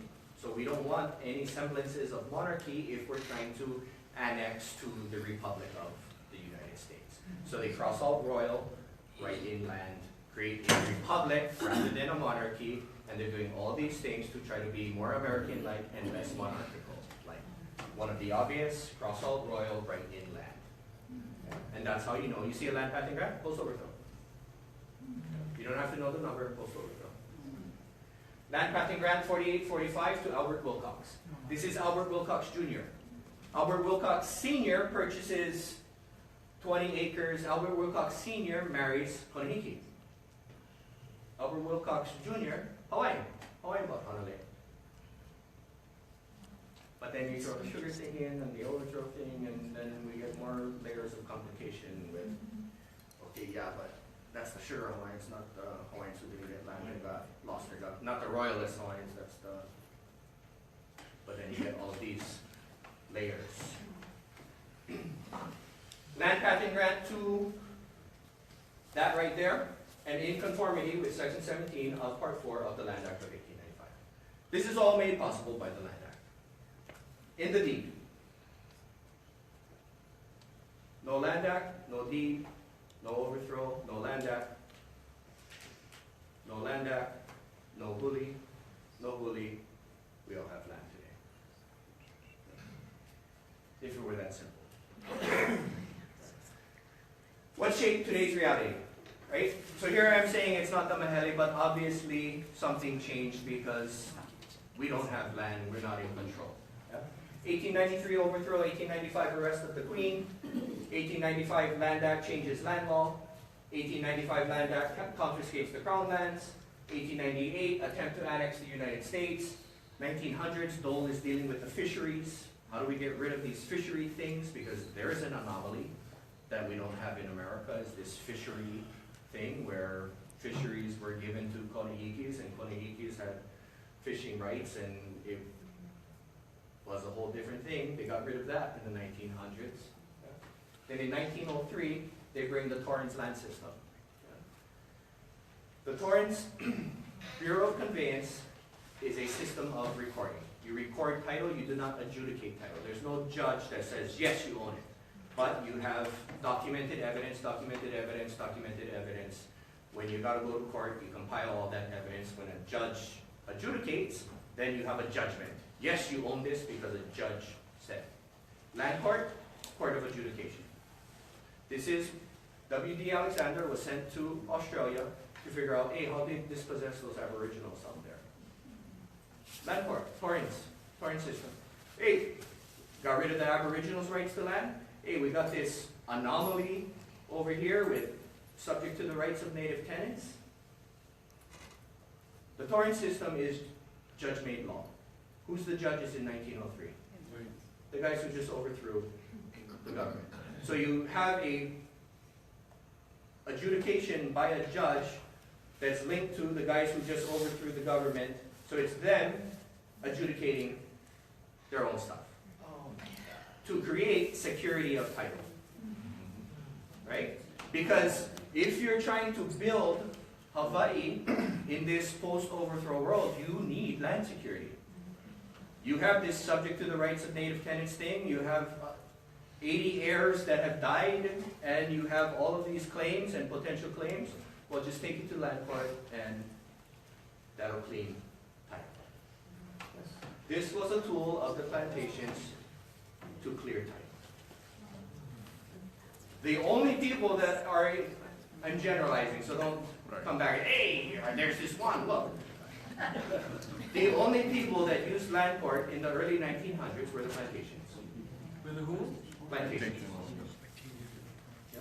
And then today you have the irony of, now it costs too much for those plantations to develop the land, so they're trying to get all of their land out of land court, because the land court process is too cumbersome than the recording process.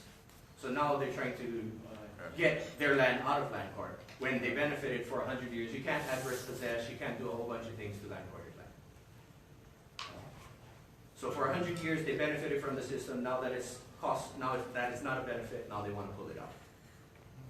So that it costs them less, because it costs less to develop land in the regular system than it does in land court. Because land court, you got to do all kinds of things. Yeah. Because there was no annexation on the land, the legal side, where would Hawaiians come in as far as putting in their right as native Hawaiians and as people of the land? Where would they come in? Because you've opened up a whole bunch of doors, and there's probably going to be a lot more doors open up since, from this. But where do we come in? No, that's...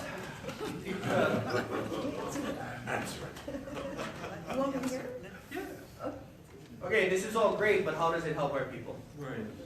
Oh, it does. Right? And I get that, but there's so much misinformation and so... You tell me where else you can get an understanding of the matter like this. Right. If it's only in one person or if it's only in a handful of people, we're not at a place of common understanding, yeah. And that's my perspective, yeah. If I start handing this information out, then I'm starting to give you grenades that people might accidentally blow themselves up. And that's my personal opinion. You wanna go study this and take this and push it to where you wanna push it, I'm not stopping anyone from doing that. If you're gonna ask me to help you push that, that's not my kuleana. My kuleana is education. Yeah, and I know that's unsatisfying for a whole bunch of people who want stuff. But if we don't understand our land law, what are we arguing? Right? You gotta understand your land law. Just like how we didn't understand sovereignty, how we didn't understand the ramifications of 1843, and I'm generalizing, some people did. Just how we didn't understand the national consciousness of 1843 was not where it was 10 years ago. Today, we can talk occupation and yeah, we get it.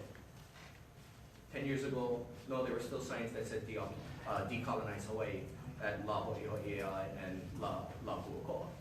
Right? So there's been a shift in consciousness, a shift in mentality. Everybody's learning. And I would argue everybody needs to learn a little bit more about land law and land stuff so that there's that same kind of consciousness before we start trying to blow things up. How would you like to see that happen? 10 years ago, I would not believe the consciousness of the occupation, right? Just that word. 10 years ago was decolonization. Deoccupation, what's that? Yeah. Nobody understood the significance of the difference between that. As you were saying, there's so much misinformation or confusion, and so I'm just thinking that young people need to start to learn it as part of the history and part of their studying, but I'm just wondering as an academic, how do you, do you even fantasize what would it look like in your ideal world that you start to teach children and adults these things? We're gonna wait for freaking ever for Come and everybody to take my know. Hawaiian Studies 255, Maile, Intro to Maile. Come and take my intro to, I teach, I'm education, that's my kuleana. If somebody else wants to do something else, but my kuleana cannot be what all 100 of you want me to do. No, I just asked what you would like to see someone else. How would you like to see it happen?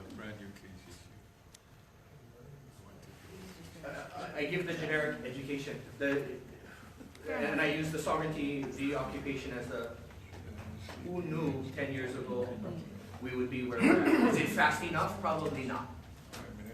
But I would not have guessed we would have been here where we are, where we're getting, in this room, they're gonna hear the truth of our history. You know, the simple reality, and as I mentioned to Kawaihaʻo Church this past week, I'm listening. we are spiritually connected, period. Substantial difference between a white man's standard of being connected by, like the UCC out of the East Coast, running all our churches here, trying to define what pono is. They do not understand the concept of pono. Different conflict of cultures. One is pono, one is not. It's that simple. You don't mix the two. Can you imagine in their brochure across the street, and I brought it to their attention, it has in that one brochure, it says the first white denominational church to have ordained the first African black. The first church to have ordained a female. The first that ordained a gay. Can you imagine they proudly display that in their brochure? I missed the church. What church is it? Can we have this conversation right after? Let me finish because I got a couple. Thank you. I got a couple of things that I know people in this room are gonna want, that you guys are gonna want to see. Then we can have all of those because I'm already at 8:30. Yeah, it's about just understanding truth of the original people compared to introduced alleged truth of the outsiders that know nothing about it. William Little Lee, in his capacity as Supreme Court judge. January 14, 1848. I agree with you that the subject of prolonging the time for sending in land claims is worthy of serious consideration, and I will take the first opportunity to bring it before the King and Privy Council. The tenants, however, will not lose their rights should they fail to send in their claims. The tenants will not lose their rights should they fail to send in their claims. The predominant understanding of the Maile is if you did not send your claim in by Valentine's Day, 1848, February 14th, 1848, 1 month after this, claims extinguished. Here, the architect of the Maile, the foreigner, is telling us the tenants will not lose their rights should they fail to send in their claims. All the history books, all the interpretations of the Maile say you didn't send in your claim, done. And that's why only Section 7 carries through. Because you didn't send in your claim, Sections 1 through 6, not applicable, Section 7 will bring that through. Don't know what's yours. Right? If the Maile is not ours, you're not looking for this. You just gave away. What did you give away? Something that was yours. We weren't aware. January 12, 1848. Should the tenants neglect to send in their claims, they will not lose their rights if the Konehikis present claims. For no title would be granted to Konehikis without a clause reserving the rights of tenants.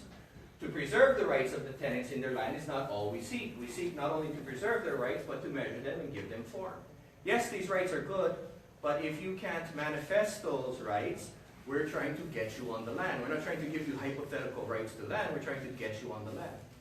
In these same dialogues, William Little D talks about how the Kuleana Act was a political thing until the law was passed, and then it became a legal thing. Yeah. Think about that. A tenant was supposed to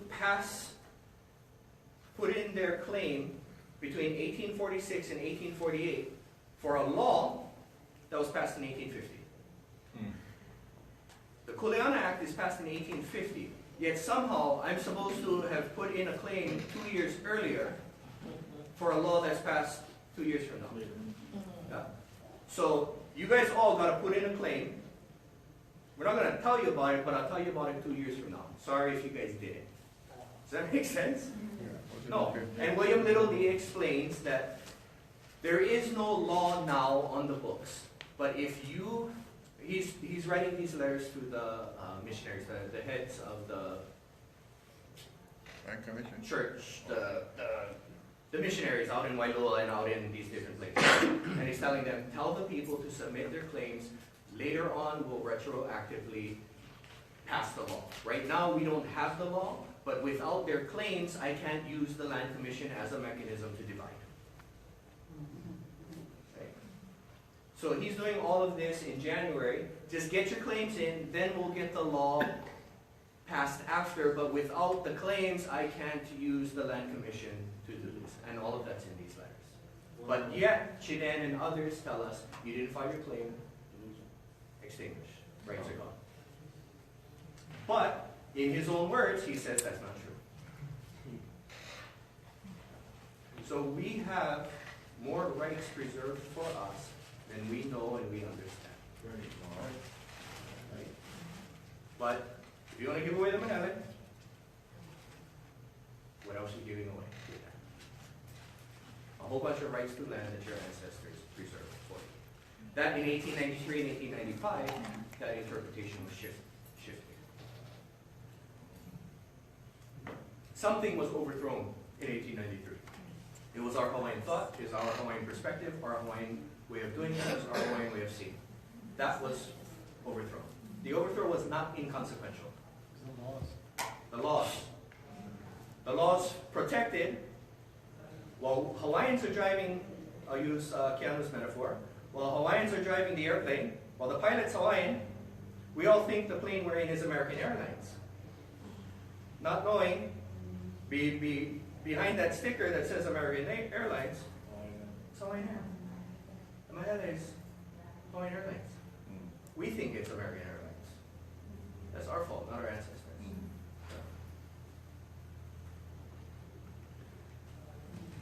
Question. Does Carl Smith and Long know this? A law firm? They probably do. They probably do, but they don't want to identify it. I just did this. To be fair to them, I don't think they do. You know, like when I had that abstractor come up to me, and I'm not throwing her under the bus, but it's an important thing when the head abstractor says, we didn't know what that means. That's huge. Right? So I don't think a law firm like that would necessarily know. Once you know, they'll cover it up. You know, had it been. But that's why you gotta go study, because before they off me and throw some poison in my mouth. Yeah, because we fought against it, yes. That was in Maile. The hard thing is, this blows everything up. So the courts can't acknowledge it. You know, so in that vein, what can we do for our people under the American court system? Very little. They're gonna manipulate it, they're gonna do what they've done for the last 100 years. It is ugly, yes. I don't think there's a solution under the American courts. Unless you're gonna build it very strategically, precedent by precedent, very intentionally, and a whole bunch of lawyers are gonna put things to get precedent to the point where the ring is so small they can't deny it. That I will be a part of. I will be a part of that conversation if people want to create precedent and. But it's going to be one by one. You're not going to knock out Mike Tyson in the first round. You know, Mike Tyson would not have been born had they recognized the Queen from day one. We did everything, everything else is, you know, just absolutely ridiculous. So for me, I see the long struggle. I acknowledge I cannot hit that guy right now. I cannot lay a finger on him. But we can make that ring smaller and smaller and smaller until. Now I got you. Now where are you gonna run? But we gotta build to that. I can't run across the try and knock the guy out. Have I you, know that. have you published any of that, what you did for your masters? Did you publish any of it? Now you're hitting me where it hurts because I'm not acknowledging my kuleana on that side. No, I haven't. It's been. You should publish it's sitting on a desk of a local publisher for the last couple of years. It's their fault and my fault. You can self-publish. That is credible. I can, but then everybody's gonna say I self-publish. No. There's like self-publishing, As long as it's the truth. organizations. Anyone wants a copy of my master's thesis? It's in my master's thesis. Send me an email. Send me an email. I will give this presentation for free anytime. I don't give out this PowerPoint for various reasons, but I will. My caveat to that is anytime anyone wants a presentation, I have given a presentation. I have a question. You can get a copy of my thesis. That's the 187-page version of the 2-hour talk. I have a BA in geography too.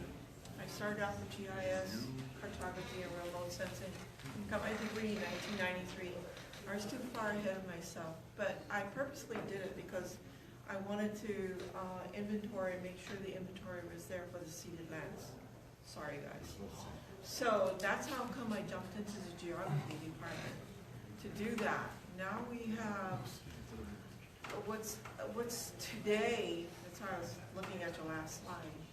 What's going on today is they're connecting through pixels our ocean out there.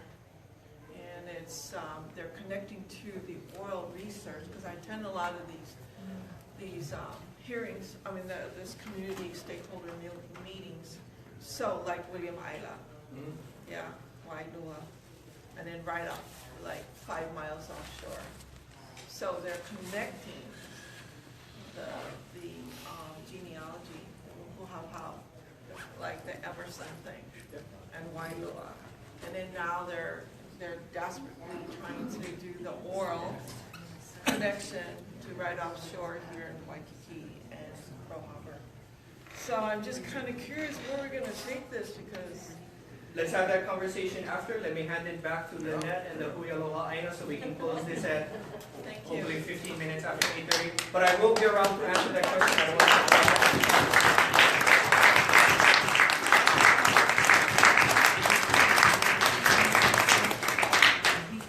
So we want to thank you all for coming. Thank Donovan. I think the key message that he's making is that educate yourself, do your own research, don't rely on Donovan, use his documents, and then take it from there.